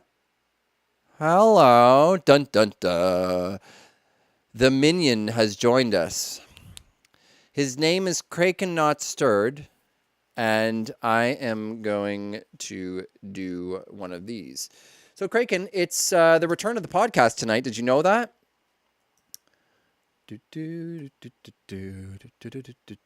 I tried to... There you go. Kraken Not Stirred has a wonderful channel. See, I can talk more about you without being like, oh, I got to play my house music at the same time. Paulo has a really wonderful, very chilled out... It was when I was there anyway, channel where he plays lots of different kinds of electronic music and house music and mixes it very well with skill and has a very good selection. And Kraken has I'm embarrassed to say it, but I don't even know what your real name is. I know that's true of a lot of people on Twitch, but I feel like we've become a little closer now than most of the people I've been forget. So if you feel like it's Mike, I had no idea, man. I wouldn't have even guessed that. So Mike has a channel that's original nerd rock and songs about sci-fi and interesting things and TV shows and movies and other stuff like that. And there's really fun videos to go along with it and backing tracks that he records all by himself, I'm assuming, and with the help of his lovely minion wife. It was not his minion. They are both minions of the Kraken. You have to understand. The Kraken is, so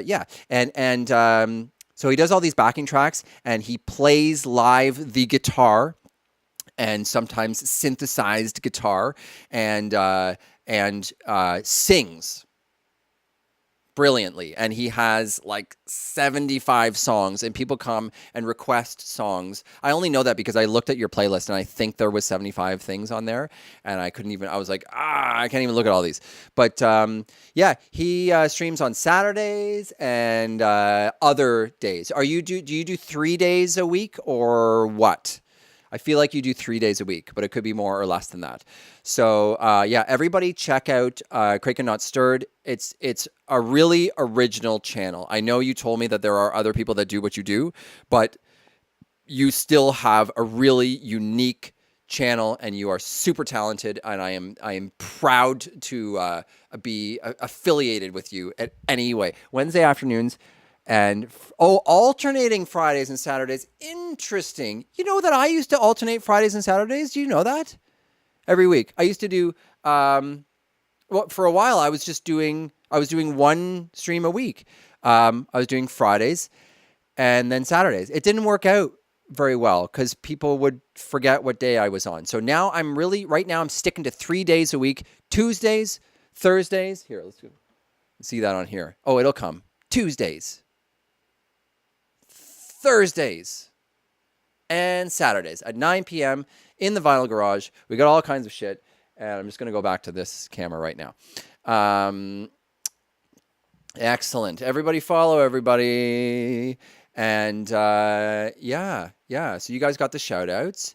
And or I shouted out Paulo before. You might as well just click on his name. The whole thing, the shout out thing is not so great. Like the shout out thingy is not so great because if you click on the person's channel, it takes them away. So I'm thinking about writing the instructions into that. What you actually do, if you want to check out someone's channel while you're watching me, is click on their name in the chat. Click on, like, beside one of their messages, click on their name, and I'm pretty sure, depending on what you're on, whether it's a laptop or I'm usually on my iPad when I'm watching other people. But anyway, click on their name. A little thing should come up saying view info, and you can click view info, and then that'll take you to their page, and it should keep playing my stream in the corner. Don't quote me on this. It works on the iPad. For me, it opens in a new browser. Right. Yeah. If you're on your desktop or laptop thing, that should be right. But yeah, we don't want to take people away. The whole shout out thing is fun, but we don't want to take people away from what they're watching. But we don't want them to be afraid to go and follow that other person. So they got to make that happen. Gosh. Where was I? Oh, I was talking about gear. Okay. So we might as well keep doing that. Where were we? Okay, so right, I used some controllers. I mentioned the Denon SC2000, which was a pretty cool single deck controller that can control 2 decks at once. I don't use it anymore. Bleh. I have an APC40, which is for Ableton. I want to have a shot of that, but you know, and I've lost. Why have I lost all of my other cameras? I'm just going to restart Resolume. Because do I even have my front cam? I do. Okay, but I'm gonna restart this. Or you know what? I'm not gonna do that. I'm not gonna waste your time with that. Oh, I know why it's not working. Never mind. See, this happens sometimes is I think things are not working, and then I go and restart freaking computers, and I realize that it's just not. There's a knob. I was trying to show my turntables before, and I couldn't show it. I know it's obstructed by that text right now, but that doesn't matter. I was showing it full screen before, but I'm going to, just for fun, I think, I'm going to go get the iPhone because I can do a handheld shot. We're going to do more of this during the live streams, and I'll just sort of pan around and show you a little bit of the computer setup here, and then we'll talk more about the gear. Okay, so let's do that. So I got to turn this off. I'm going to go to here, and then now technically I can talk through the microphone of the iPhone as I carry it around, but I don't have that set up, so I'm going to have to come back to the mic. So you're just going to have to give me one little hot moment here. Just a sec. Oh.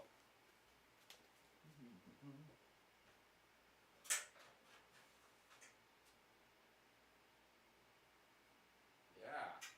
Woohoo. In all of its glory. Look at my space. Wow. That's cool, eh? It's not the first time I've done this, but it's almost the first time. So now it's a lot easier for me to show you stuff like the APC40 controller here. Let me just, I can even like, go like, hi, how you doing? I'm on the handheld cam now. We're going to try to, when Adam comes back to help me, I'm going to get him, I'm going to make a new channel point redemption, which is a handheld, and we'll go to this, and he has to climb up a ladder to get this camera and then bring it down, and he can like do the like fun like energetic like handheld shots of me DJing. Do you guys think that would be cool? I think it would be cool. So yeah. So whoa, it's Matrix time, or not Matrix, Inception time. So I'm just gonna stand up here. Oh, there's the goose. Oh my god, I'm gonna be sick. Okay, iPad is usually sits over there. That way I can see the chat a little bit when I'm looking that way. But as you can see, there's the turntables there. I did have the other cam. It is working. I can go to that. So we have what used to be the streaming laptop here, which is now just the Resolume Avenue laptop. Resolume Avenue is an older program. This is version 4, I think, of it, and that's creating some of the more old style graphics like the tunnel effect and a bunch of other stuff that you see in my stream. And then I have a lovely monitor on its side in portrait mode here, where I have the chat and OBS and POLYPOP all on this computer. Now, POLYPOP is usually tucked down here and sometimes even minimized because I don't need to see it when I'm running, but I have my main monitor here is what I see what's going out on the stream. And then I just wanted to show you guys this controller. So this is an APC40. It's an Ableton controller.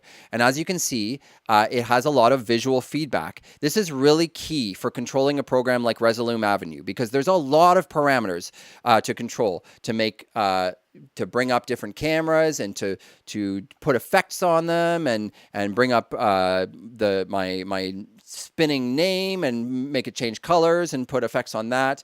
And so you need a lot of buttons, and you also need lights to tell you, oops, almost knocked the mic over. You need lights to tell you what's going on and what effects you have up. So I can get a little bit of,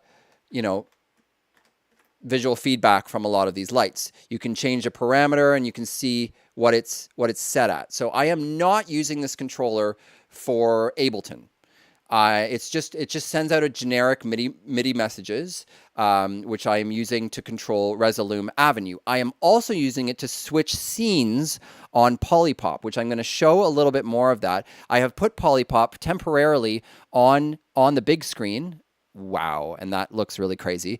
Usually on the big screen, I have the Resolume graphics, which go on the big screen so that we can see them. And emotes also go on the big screen, and we'll talk a little bit more about that. I'm going to go put this camera back because I feel like people are going to get seasick. But just before that, so we have the old plasma screen here, which is just a monitor to show us what's going on Resolume. And also it looks cool because you can see it through a couple of the cameras. You have the same thing on the projector on the wall. And then I have another monitor here. And what's on there? Does someone want to spam some emotes in the chat real quick? And then we'll just have a look at that. So connected to this monitor is a Raspberry Pi. And on the Raspberry Pi, I just have Firefox going, and I have the emote wall open on Firefox. So not only do the emotes appear on the screen, like on the output of this stream, they also just appear on this monitor over here, just on their own.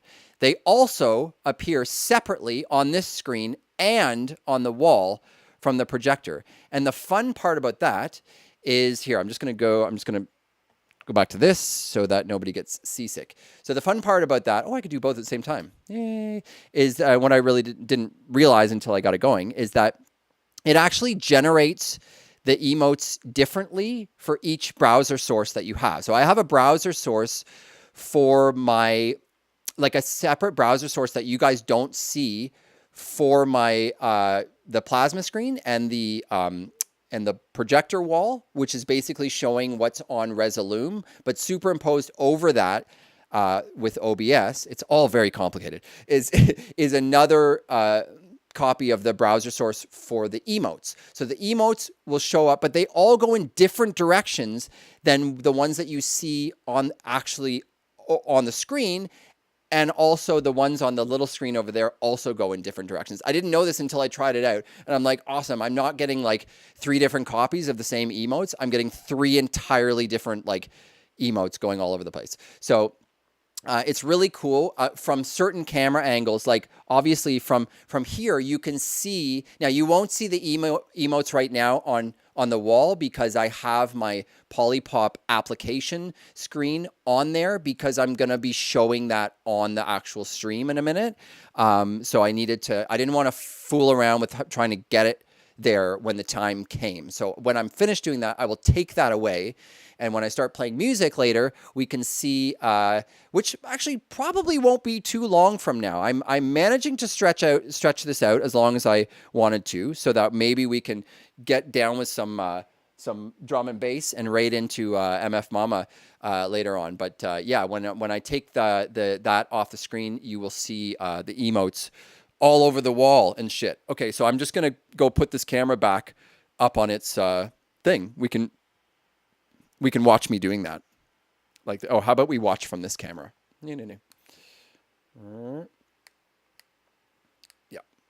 So I try not to have to go and adjust this camera after I've had a few drinks. I'm just letting everyone know that. I am completely 100% stone cold sober right now.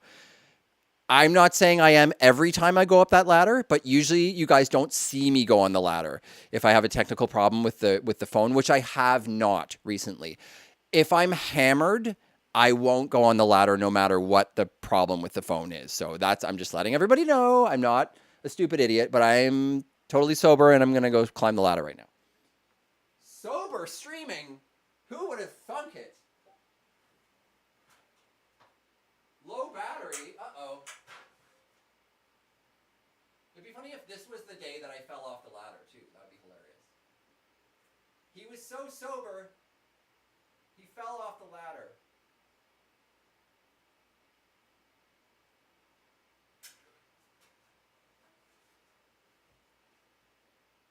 I built a little mount for that iPhone that hangs very cleverly. Let's see if we can zoom into this. Oh, we can, yeah. There's a little mount on some wood that hangs very cleverly right around where the garage door opens. Just a sec, you can actually see this better. Whoa, it's like,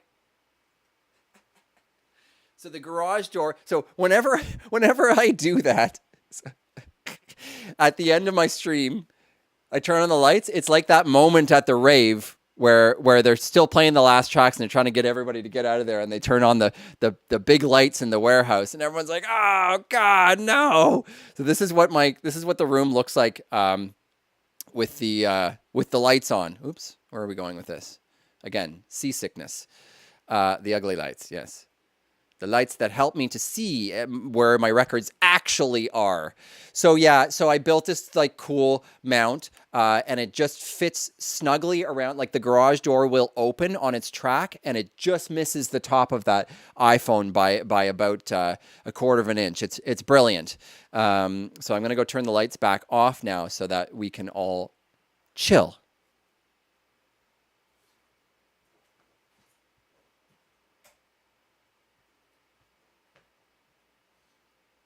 That's what I'm talking about. And showing about everything in the studio. Okay, so Resolume Avenue. Let's just have a really quick look at some of the things that I'm not sure if I explained exactly how all the computers are interconnected. I mean, I was talking a lot about that before. I was talking extensively.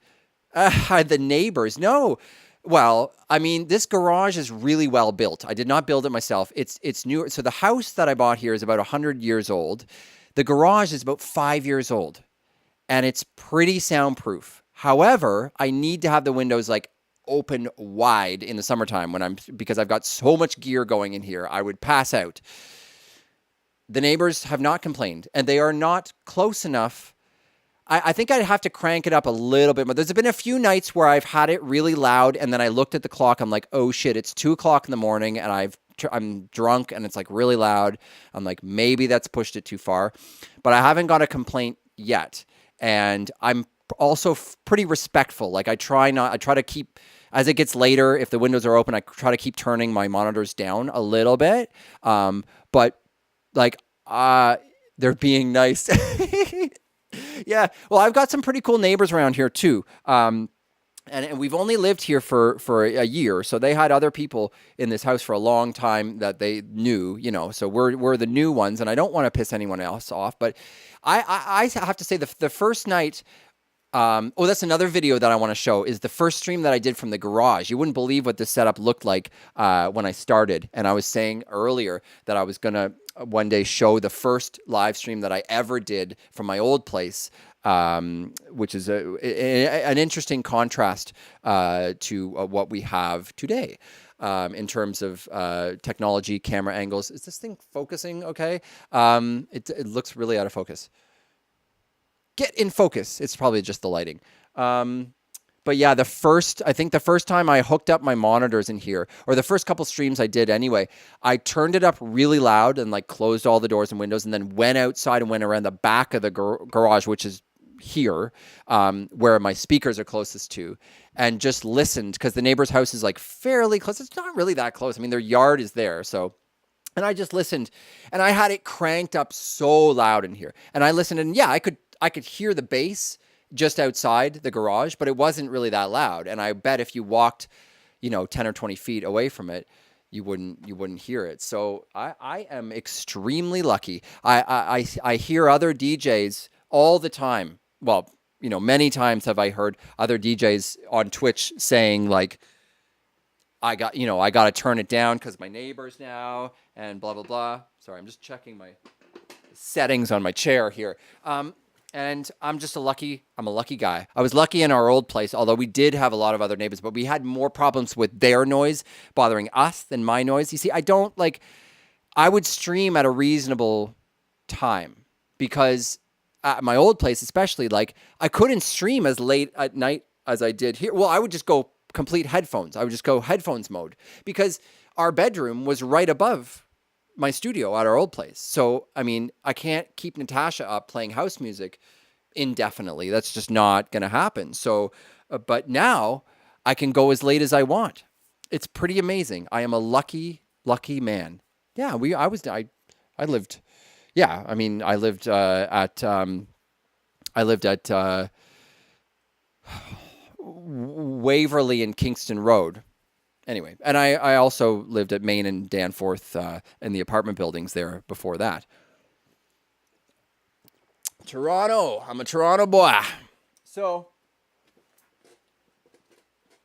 I have to plug in my iPad. Sorry. I don't want it to die. I don't want it to die. I don't want my iPad to die. I had to just plug it in because I'm going to need it later. It's great. I have an iPad Air, a newer one, like a fourth generation one that Natasha got me. Oh, that's a big question, Kraken. Let me just talk about the iPad for a second. The iPad is so great because it took so many like menial tasks away from my laptops. When I first started streaming, I didn't have this iPad, and so I was trying to like monitor Facebook and Twitch and stuff on my browser, and my computer was like, no, I don't want to do both those things at the same time, and like having to flip back and forth or whatever. Like, it's just a nightmare. The iPad now, like, I can do all of my like administrative stuff, or just like, just watching how many viewers there are or whatever stupid stuff I need to do like that. Well, I can also like fix things. Like if there's something I need to do in Streamlabs or Twitch or Facebook or anything, like, make a post or share like something. I can do all that stuff on this iPad, and it's super powerful. It's actually capable of doing a lot of other things that would be great. Like I could use it as a really good camera. I can stream with it. But I've found that it's really good at picking up all the menial tasks. How am I enjoying being out of the city? I'm still really sad to leave to Toronto. I am such a lucky man to have such a wonderful family and a house and a wife that works, and I get to take care of the kids and live stream at night. I have my own fucking garage. She said, you can have the garage when we moved in here. And in my garage was already like, did you see this shelf was already like built? Like not, I put the record shelves on top of the shelf, but the shelf where all the turntables come out here, like it was a workbench of someone that lived here before. This was already here when I moved in. Yeah, I painted the wall white and I added a bunch of shelving. The shelving you see behind me up there, I added that. But anyway, I am just so lucky and I'm grateful, but I'm super sad to leave Toronto. It actually changed me. It brought out a little bit of anger in me because I felt like I didn't have a choice. And this is why, yeah. Right. And I mean, for us, it was less of a thing of this, like we have to leave Toronto because we can't afford it anymore. It wasn't really that. It was an opportunity to buy a house. We would not have been able to buy a house. We weren't looking to buy a house necessarily. We had talked about it a little bit. And we had talked about that we would have to maybe go on the outskirts of Toronto. And would that be okay? And everything. We were also in a place that was kind of crappy, but kind of nice. Like it was okay and safe enough. It was kind of crummy, falling apart apartment, but it was like there was a lot of this is the thing. We were paying $1,400 for a 3-bedroom apartment that had quite a bit of space. It was 2 floors. Like it was amazing. And our landlord would only raise the rent like a tiny bit each year. So we were in a really good situation where if we had gone to find another new place to rent, our rent would have doubled or something, right? Pandemic happened, right? Natasha didn't lose her job. I was working sporadically. I had quit my job to become a stay-at-home dad. It's such a long story. You asked this question, so here we go. But like, I'm just saying, so I was still working sporadically. All of a sudden, then I had no theater life anymore. No work. No freelance work anymore for me. Luckily, her job did not end at that point or did not get shut down. It was considered an essential service. And it was only shut down for like a really short amount of time. And then she got to go back to work. So she worked through the whole thing.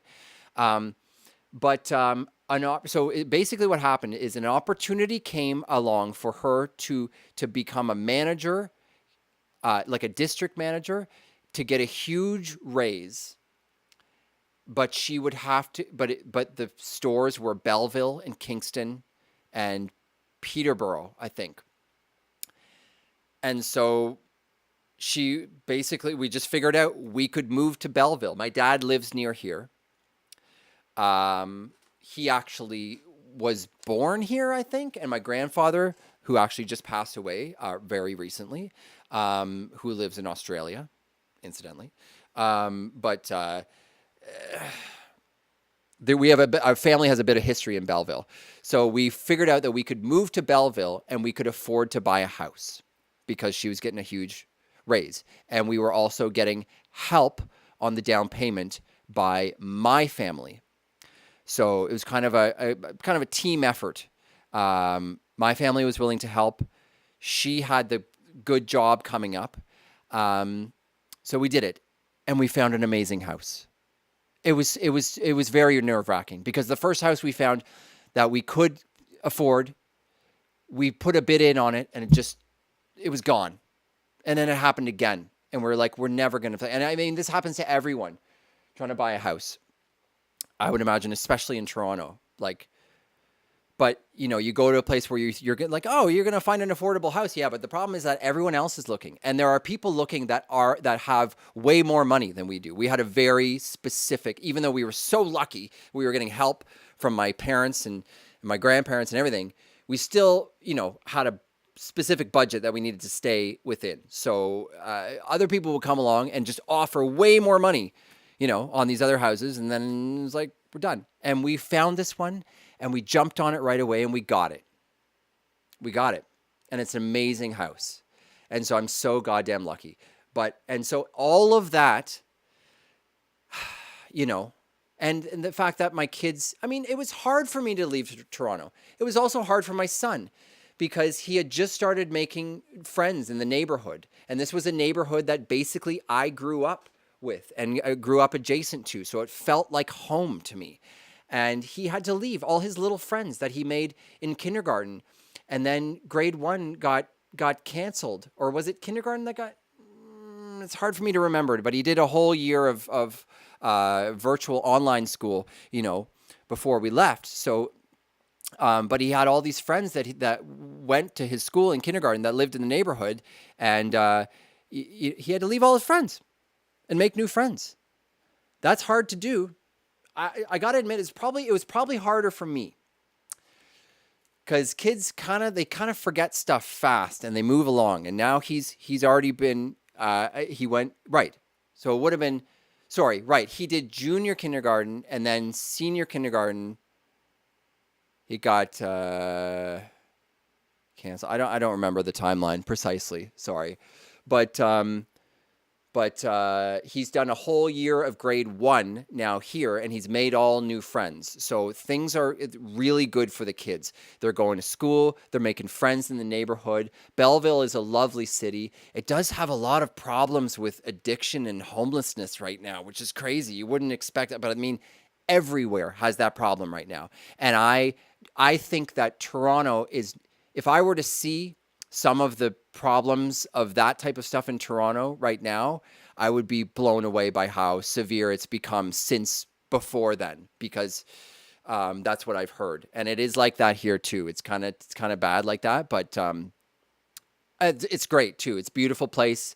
And all of the good things are making up for the fact that it really, really hurt for me to move out of Toronto. It hurt.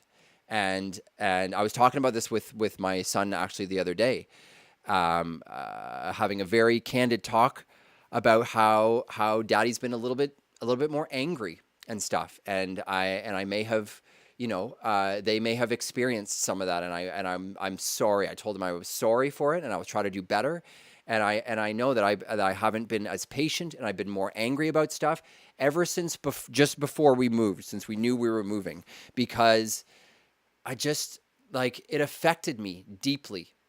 I haven't traveled much in my life. I spent most of my life in Toronto. It still means a lot to me. It will always mean a lot to me. And it's very hard. I also don't drive. I don't have a driver's license. There's a weird peculiarities to me that sort of make me who I am. I think if I had my own car and I could just pick up, we have a car. I'm sure that if I had a license, I would be free to take it. I'm sure Natasha would even buy me another car. And I should get my damn license. But I've been saying that for 25 years, whatever. Just haven't done it. I'm not a driver. I may never be. I might be. I don't know. Yeah, I start again. Yeah, I think I got my G1 when I was like 16 or something like that. So that expired a long, long time ago. So yeah, now I got to start again. That's the excuse I always made for a long time. Now I got to start again. And it's graduated licensing now that they have. That was like, remember when they put that into effect? When my sister, who's 3 years older than me, turned 16, the day she turned 16, she went out and my dad bought her an old beat up pony. And a car, like the pony. I don't remember who makes that. But, and she got her license and was driving the very same day. Few years pass. I turned 16. graduated licensing. Then it takes, you got to be, have your G1 and G2 and all that shit. So if I could pick up and drive the kids to Toronto, I might, yeah, it would help a little bit. I don't think it would solve all my problems, but yeah, I talked about this too on another podcast. I don't remember what the topic was, but I talked about my anger a little bit a little bit about that. Because particularly there were some friends listening, and actually that I was actually interviewing live that night. You can actually watch that episode. It's on YouTube. And my friends that were with me that night, they were our small Twitch community of DJs in Toronto. Like I was saying before, that we hadn't realized that there were so many other people that we should be meeting, and that's why we weren't growing. But my buddies that I had met through doing DJing on Twitch during the pandemic were seeing me as this really happy-go-lucky guy, which I am. But they had never really seen anything else from me. And when I'm DJing, I don't really have a lot of time to open up. But the podcast was a very good chance. And I think that night maybe I wasn't stone cold sober, but also I was feeling very close to them. And I had written a letter to one of them about how wonderful a friend he was, and how it was so wonderful that we did the Twitch DJing together and everything. And I was really opening up to these guys live on the air. And I started talking about how I am kind of an angry person sometimes, and they didn't really know that.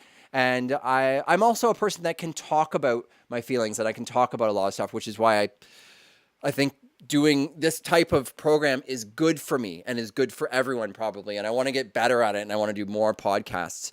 And so like, yeah, like I have suffered from depression in my life. This is what I was saying that time. Like I have suffered from depression. I've always been able to overcome it, like without medication for the most part and everything. And because I have a very good outlook on life, and I'm very like, I don't know, I'm a real, like I'm a happy person. I can see the beauty in a lot of things. I think I was even saying, I was like, I like to like smell the flowers. Like I can see the beauty in like a blade of grass and like all this stuff. So I have like, there's this balance that I have in my life where I do have a lot of anger in me, and sometimes I have trouble controlling it. And that's what I was talking to my son about. Like I'm not saying like I didn't do anything bad to him. I'm just saying I did probably yell at them a few times and stuff, and I was just explaining to him that this is the person that I am, but I can do better than that. And I'm also aware of it. So the first step to changing anything in your life is being aware of it. So, hopefully I can make that part of myself better. I can better that part of myself, because there's a lot of good things about me, but there are some things that I need to work on as well. One really great thing that I did in the past few years is I quit smoking cigarettes. It is not an easy thing to do. I smoked for 25 years and I quit. I won't go back. I had maybe tried to quit once or twice and failed. But this time I quit, and I totally relapsed for like a week in the middle of it. I don't know, a few months in or something. But as of this coming September or October, it will have been 2 years. So anyone that smokes cigarettes out there, I know how hard it is. And it's so psychological too. But one thing, without going on too long about it, one thing that I'm not even going to say that it helped me quit, because I don't want to say that's going to help you quit. It's just a really pleasing thing to think about. As I was waiting for the time when I didn't think about it for like a day. And I got there eventually. Because the first little while when you quit, one of the problems is you're just thinking about it all the time. And you realize that that's your constant state of being when you're a smoker. You're constantly, if you're not smoking, you're thinking about smoking. It occupies a lot of your mind, and it's a very sick thing. And I was hoping that my music production would improve when I quit smoking because I wasn't spending so much time fucking smoking or thinking about smoking and convincing myself that it was helping me to schedule things. That's the other sick part of it. It's like, oh, I'll do this and then I'll have a cigarette. So it's like, that's a good thing because it's no. I said I wasn't going to go on about it. But the point is that I was waiting for that moment when I didn't think about it for a full day. And I got there. I remember getting there. I don't know. It was a few months in or something. And I was like, oh, I didn't think about it at all today. Like, it's okay if it's late in the day and you realize I didn't think about it. And then, I would be like, I didn't think about it once yesterday at all. That's amazing. And then it goes from there until the point where you just don't think about it at all ever. And now when I think about it, it not only disgusts me, but it just like, I'm just like, I can't even believe, I can't believe that I got this far away from it. And I can't even believe that I was that. You're working on refined sugar. Yeah. Let me just. Oh, that's San Pellegrino. What flavor is it? Yeah, no, buddy. I have a pretty like love-hate relationship with alcohol too, but I've over the years I've sort of like, I don't know. I've become comfortable with, and now I'm getting into a bit of a habit where I'm drinking every time I stream. Not every time, but a lot of times when I stream. But I don't drink other days. So that's putting me into this really like pattern where I'm drinking once a week.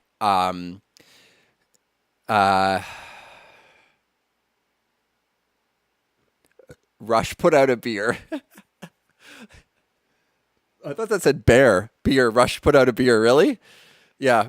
Well, I never really had to go dry from alcohol because I'm such a because I'm pretty skinny and I've always been a pretty lightweight. So I've always I get alcohol poisoning really easily. So in my years of my partying years, like that scared me off of it enough.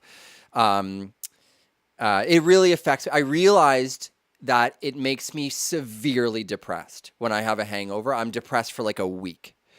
So I manage that, and now I'm okay because I don't drink more than like 2 or 3 beers when I do, but it and I still notice that it makes me depressed, and so I gotta keep that under control. But I came to terms with the fact that alcohol affects me more than most of my other friends, and that it makes me severely depressed more than some other people, right? So I know that, and I've been able to keep that under control always, I feel like.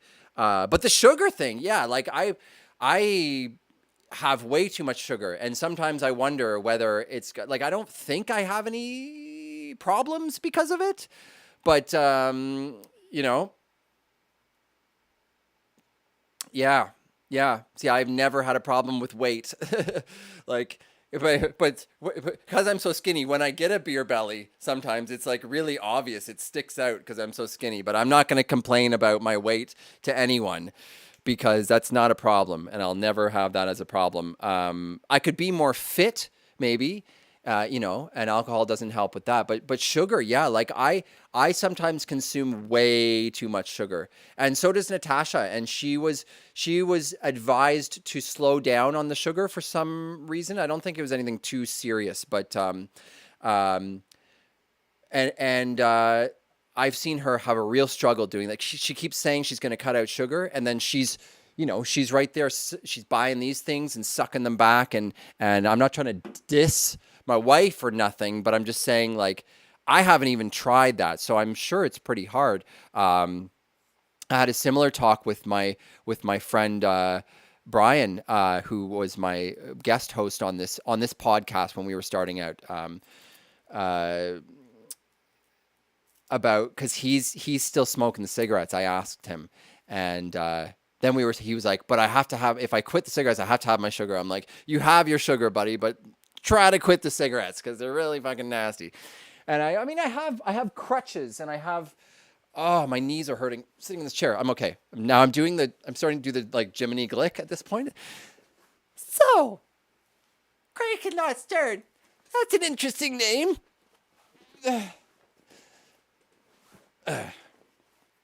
I heard you're a minion. What's that like? So my knees are hurting.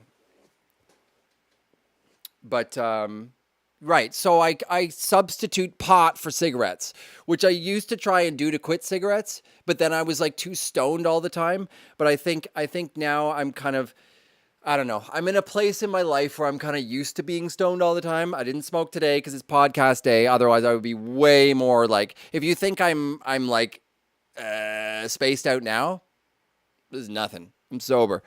But but now I'm still substituting cannabis for tobacco. I'm not trying to say it's an excuse. I'm admitting it is something that I'm doing. I'm still glad I quit cigarettes and I will never go back. Even if I have to stop smoking pot, I will never go back to cigarettes. I will never. It's possible that I will smoke a cigarette in the future, but I will never be a smoker again of cigarettes. All right, let's get back to okay, because I do want to start DJing at some time soon. Maybe I'll start at midnight. Fuck it, stay up late. As the great Bill O'Reilly said, "Fuck it, we'll do it live." That was my tagline, my catchphrase for this podcast when we started, too. And I'm gonna keep it going. Somebody text me? No. Okay, so let's look at Resolume Avenue real quick. So what can I do with Resolume Avenue? Okay, I can bring up cameras. It has layers. It has lots of built-in effects. You can bring in images, still images, videos,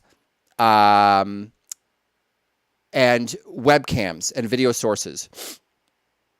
I was going to talk about NDI and spout and stuff tonight, but I think if I get going on that, I'll probably eat up all the rest of the time just on that alone.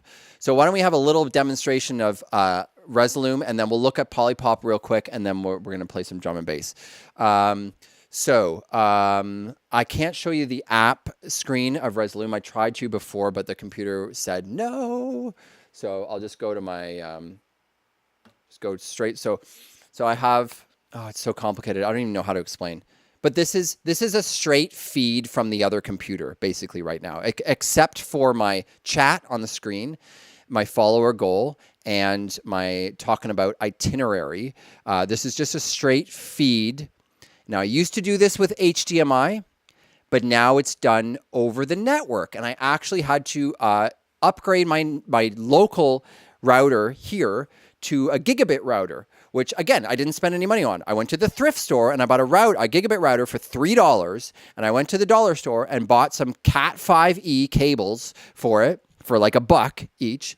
I think the total was like $8 or something that I spent on this, or something like that, to get a gigabit local area network. And you need that in order to run NDI. And if you don't know what NDI is, it's a network. I don't even know what it stands for, but it's a network protocol where you can send like lossless high definition video over the network.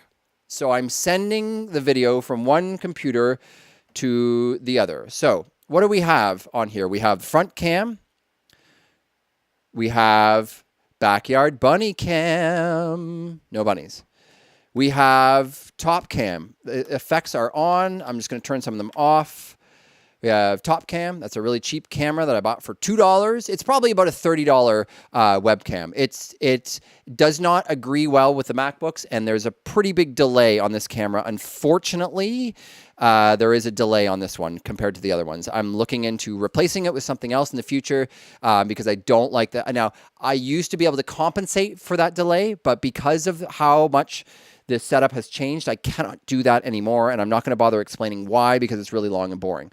I also have a really cheap little cheesy camera at the top of my mixer. You guys have seen all this. So these three cameras, as opposed to like this one and this one and this one. So these three, the left, the talk, and the room are all through the Windows computer, which is closer to the final stage of OBS. So I cannot put effects on those cameras. The other computer that is then run into the Windows computer has 3 cameras that I can put effects on because they're all run through Resolume. So there's lots of effects. There's a blur effect that will actually bounce to the music. There's kaleidoscope, right?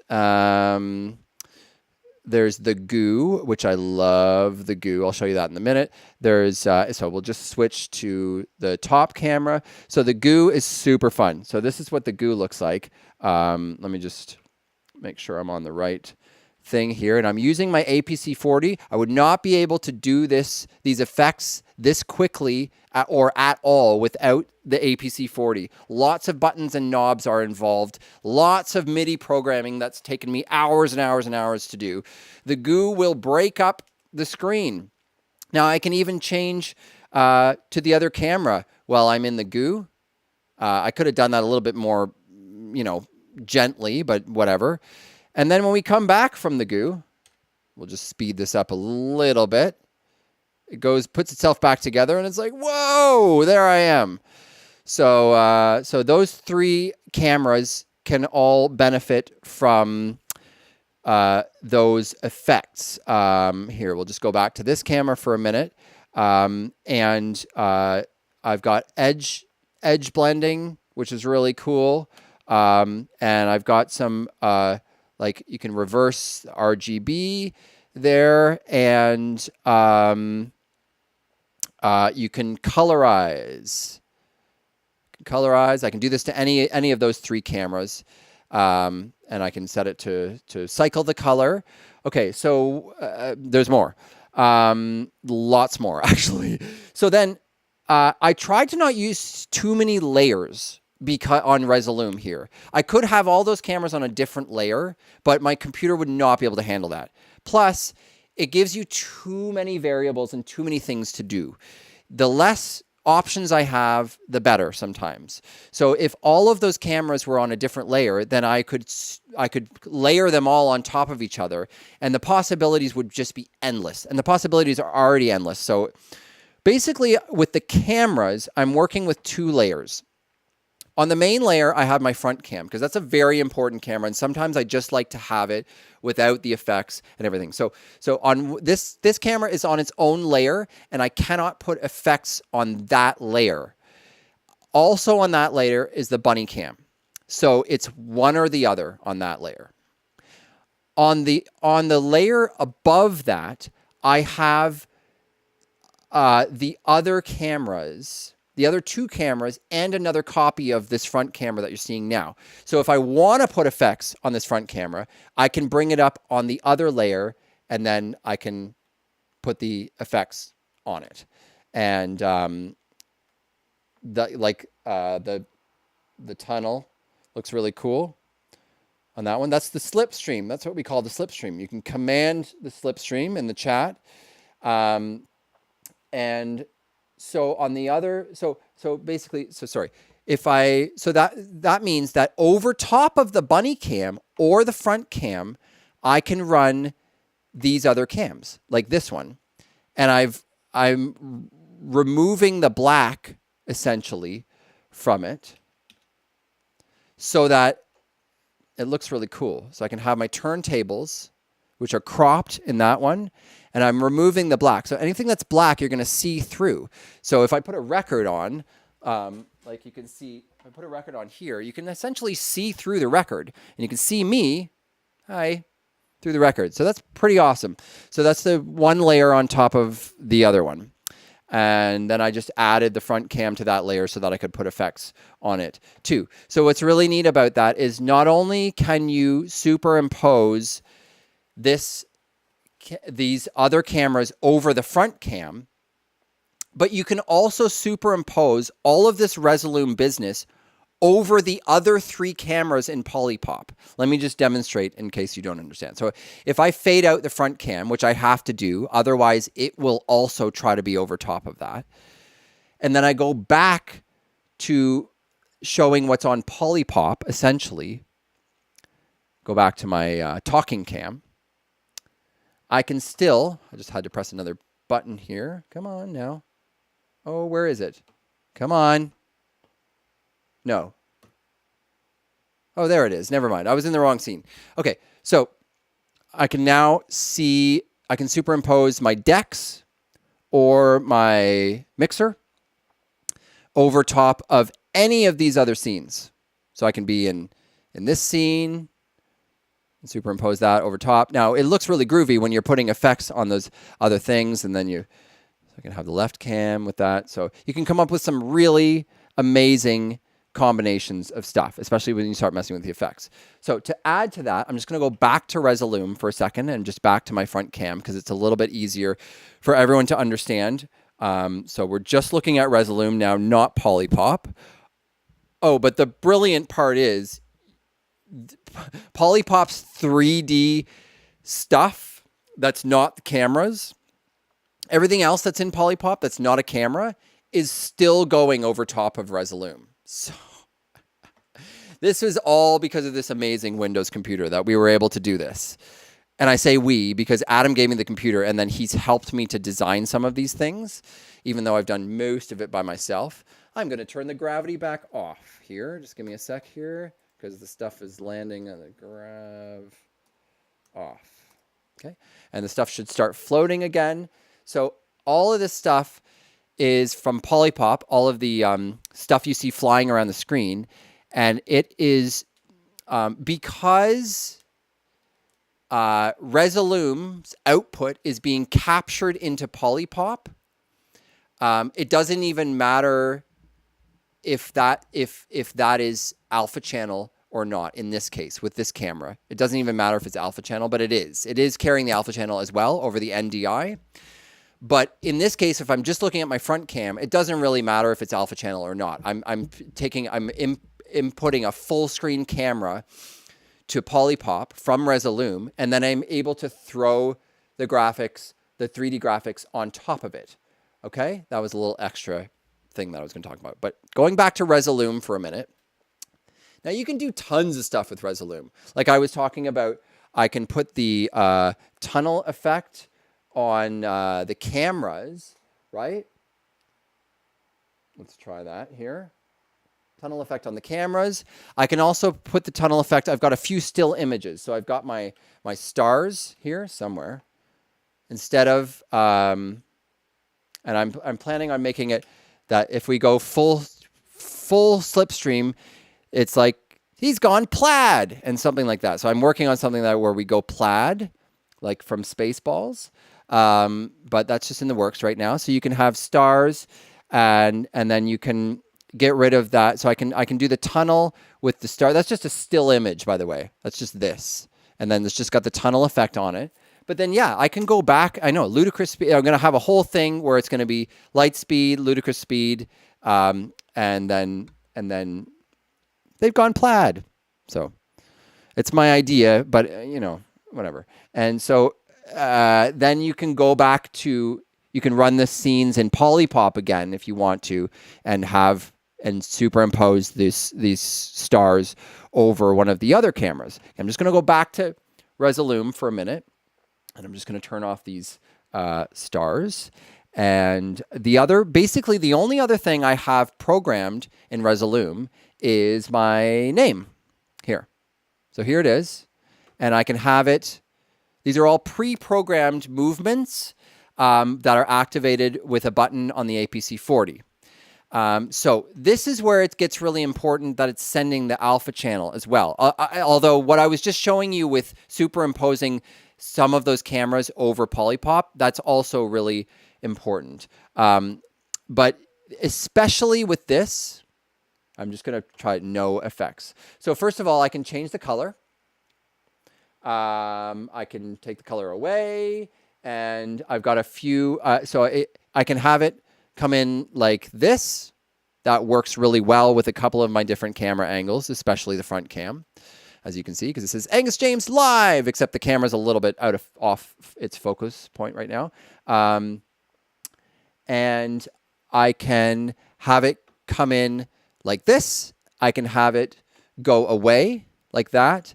I can have it go away like this.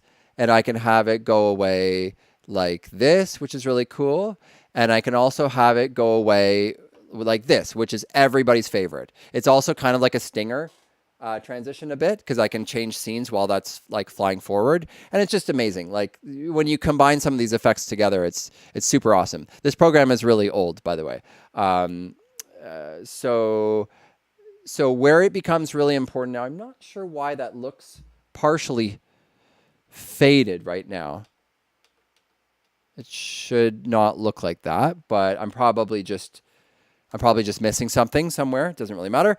So, oh yeah, there's more effects that I didn't show you guys. There's like all kinds of, I mean, you'll see all these things when you come to my stream, but I've got like a video wall effect. And then of course the cube is amazing. That's the camera you're seeing put into a cube. So it's just like, there's a lot of stuff. So what am I doing here? So then I have this, right? So now this can live, in Resolume land on the one computer, or it can go, now you're seeing a black screen behind it, but really there's nothing behind it. If I were outputting that from HDMI from Resolume, it would actually be a black screen, and then I would have to remove the black from it if I wanted to superimpose that lettering over anything else, which I used to do it that way. And it's okay. It doesn't look amazing, but now I'm able to import it with Alpha Channel. Come on, sorry, I keep going to the wrong screen. So I'm easily able to run this name over top of any one of these other scenes.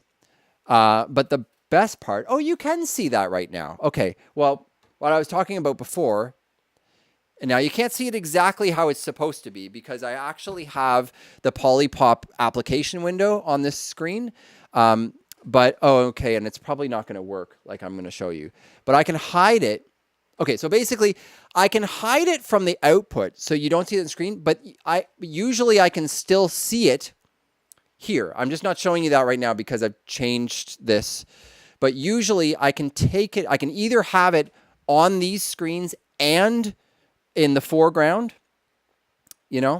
like that, or I can take it away. See how it's reflecting off the record there? That's reflecting from the plasma screen off the record. So I can actually, and you'll see this when you watch the stream, I can actually take it off of the foreground, but it's still on this screen and still on the wall, and thus it's still reflecting off of the record. So that is super cool. I'm just not going to show you that right now. Okay, so that's basically Resolume. That's basically it. Okay, so now we're going to look at POLYPOP real quick, and then I think it's really time to smoke some weed and play some drum and bass music. And I thank you guys for hanging out and listening to all my crap. Okay, so let's bring this up here. Whoop, and here we go. And I'm just going to bring this out. Okay, so now you are looking at the actual application window of POLYPOP. So it's superimposing the chat there.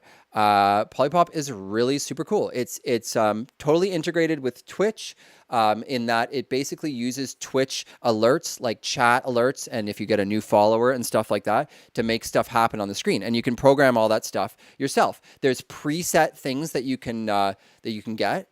And there's you can build it all by yourself. So it's one of these programs that it's actually fairly simple. There's not a lot to it. There's probably a lot more to Resolume.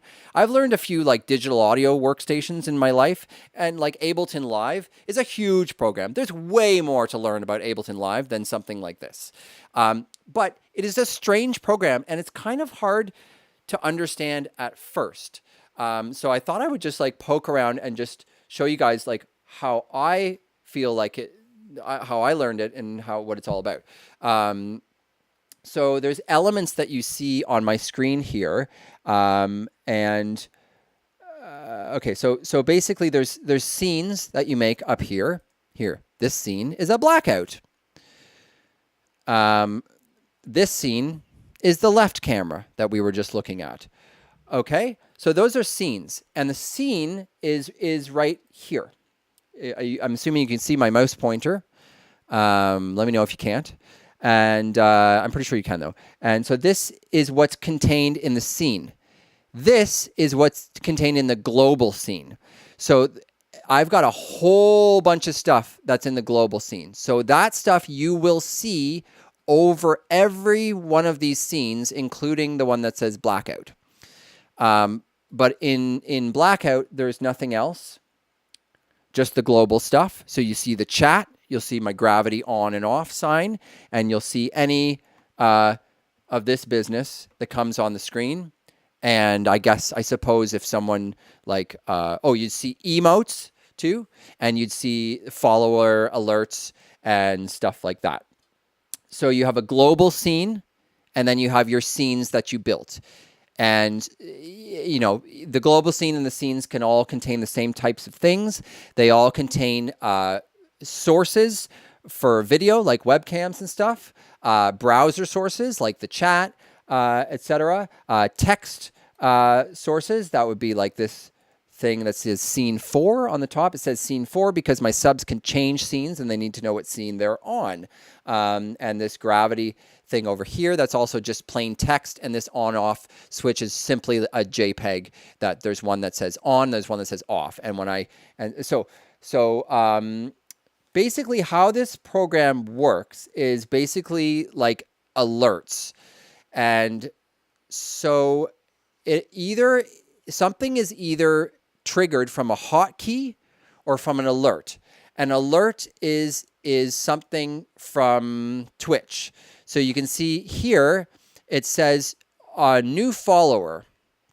That's what that text says here, in case you can't read that.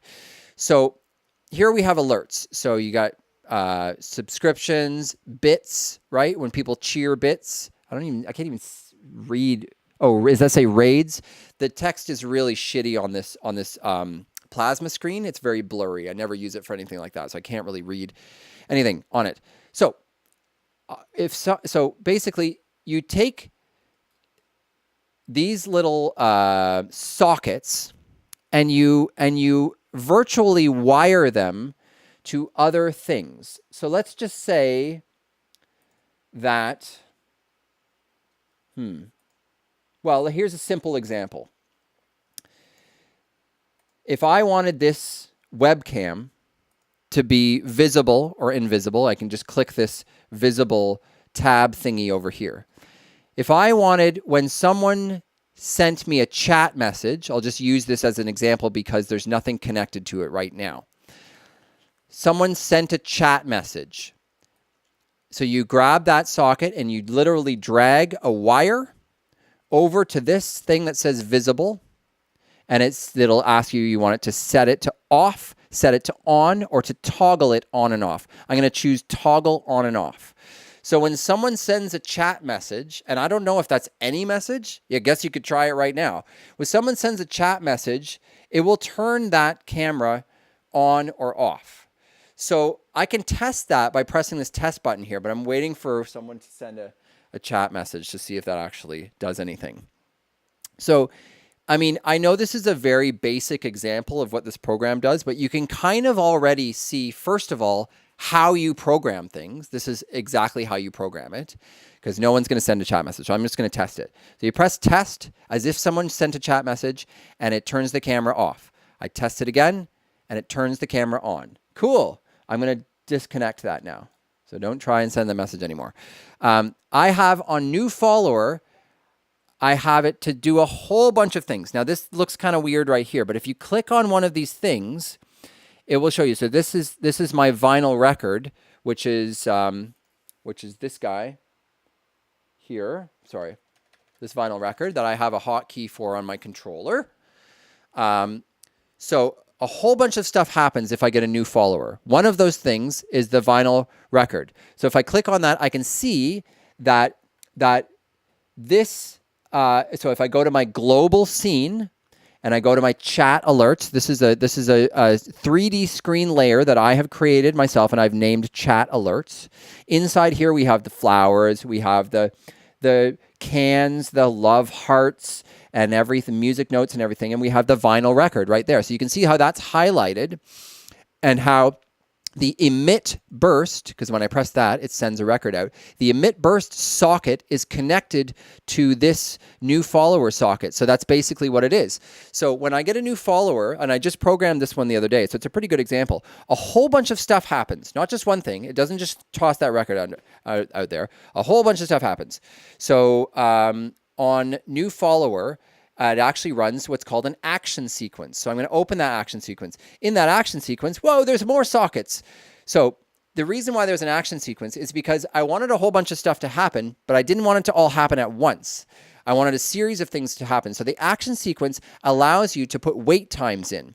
So basically, the new follower it triggers a whole bunch of stuff to happen and the action sequence. But the action sequence contains the other half of the things that I want to happen not right away.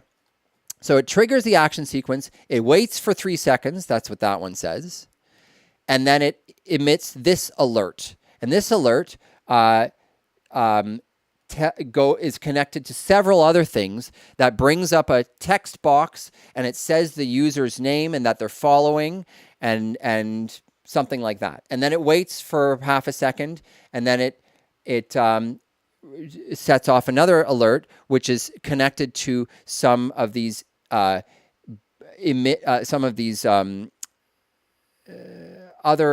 3D particles, like this kind of stuff. Like it does that kind of stuff, and then it waits for another second, and then it does some hearts and music notes, and then it waits for another second, and then it takes away the text that it brought out. You get the idea. It does a bunch of stuff in a row. So I'm going to click this right now and emulate me getting a new follower. So I'm just want to. How do I get rid of? There we go. So I'm going to click this now. And so when I get a new follower, it shoots some cans out and records to get my attention first. And then it says, test user 563 is now following. And it does some stars and some hearts. There's a whole long thing that I programmed to help me notice. And then it takes everything away. And it leaves some stuff on the screen, too, for me to play with later.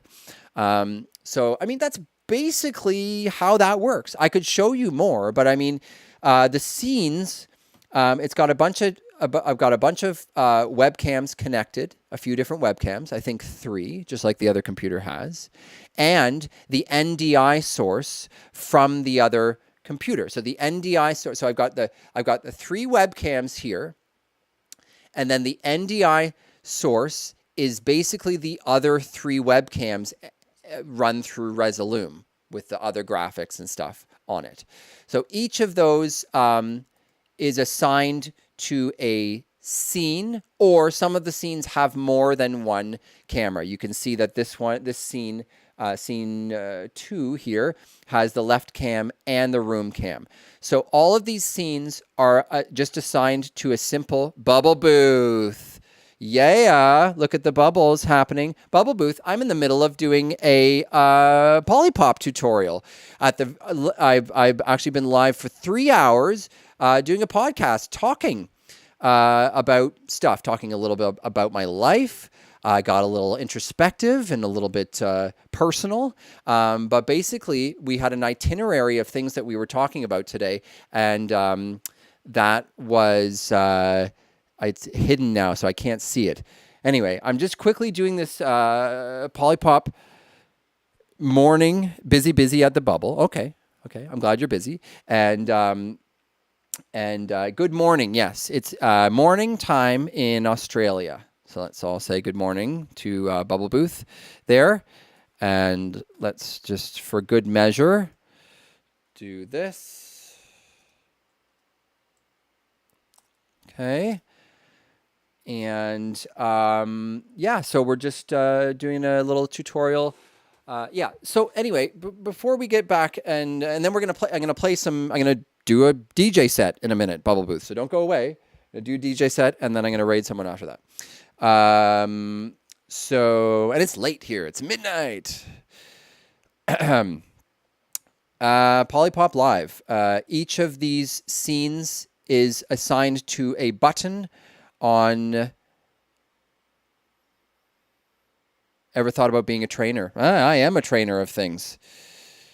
Thank you. I'm trying to do more podcasts so I can get better at it. This is my first podcast back in a while. I stopped the podcast that's okay, Kraken. No problem, man. We're just looking at POLYPOP right now. I was just telling Bubble Booth I stopped doing the podcast, I think right before I met you, to focus more on DJing, and because my setup changed so much that I couldn't do my Zoom interviews on my podcast. And so I explained at length about all of that in the first hour of the program this evening.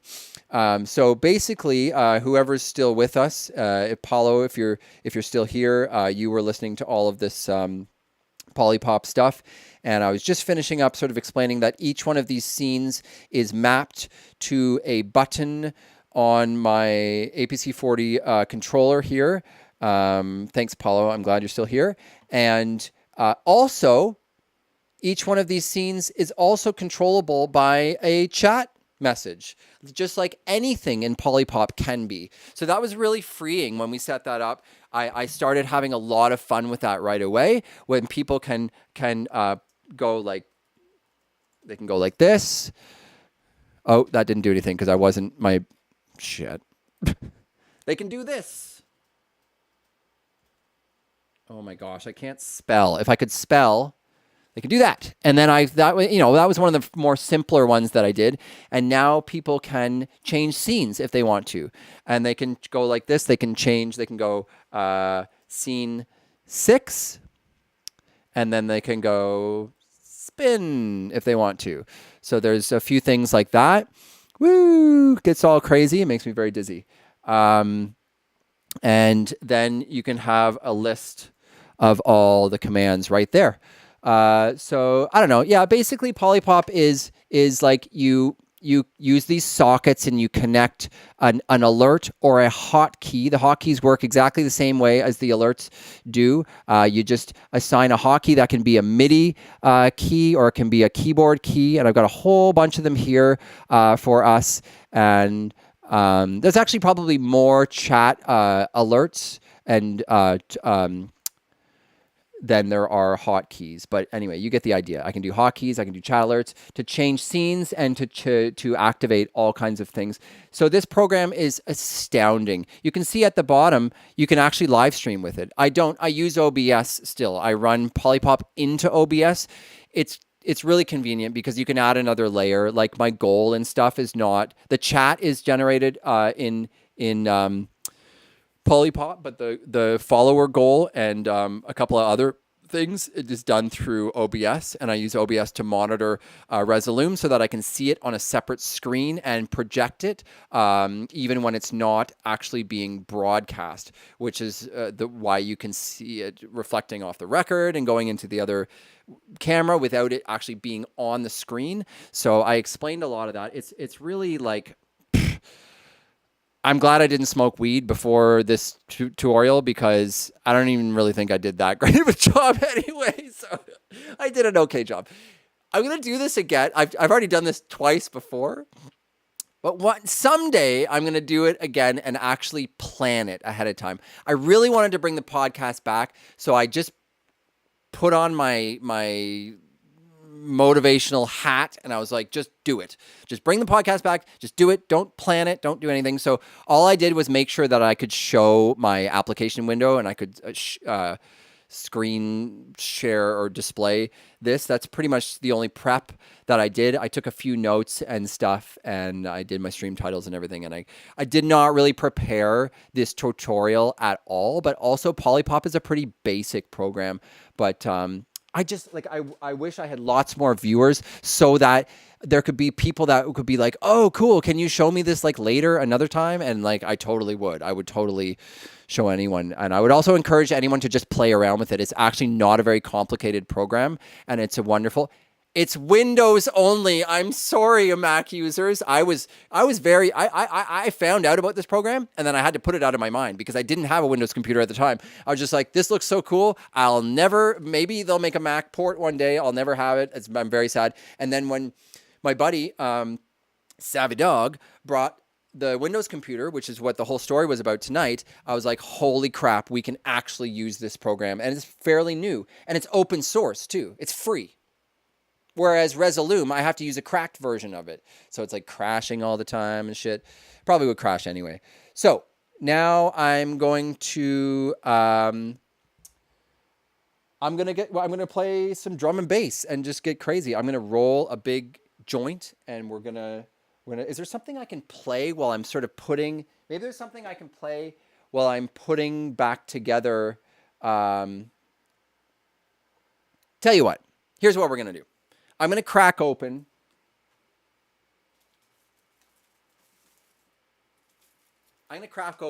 This fresh copy of Friction remixes of Right Here, Right Now by Fatboy Slim. That was last chance, $5 off at Sam the Record Man. It was still fucking $20. Oh man, Sam the Record Man is such a ripoff. But I'm gonna crack this open and I'm gonna put this on while I'm trying to make right the setup here, put it back to normal. And then we're going to hear a set of original drum and bass music. That is drum and bass music that I made myself. I can't get this open. How does one open a record? With these scissors? To make like some sort of abrasion in the plastic here. Let's check this baby out. If it's warped, I'm going to be so pissed at them. They don't even like shelve their records very well there, and they're all in a big pile, and they're all fucking $60 and shit. Woo! So should we listen to the One in the Jungle remix or the Friction and Killer Hertz remix? I think I'm gonna go for the A side. Maybe we'll play the B side at the end of the set. Oh, it looks nice and new. So yeah, so we're gonna play this while I attempt to quickly roll a large joint, because I've been weed-free all day so that I could talk like a normal person on the podcast and not be like, I forget everything. Okay. Let's do this. And I'm going to try to put this back, the screen back to normal. Okay?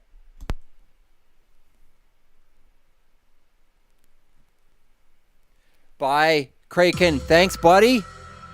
Probably a 45. I should probably adjust the speed. Man, so great that you dropped by and listened to all my ramblings. I will come and listen to you ramble anytime.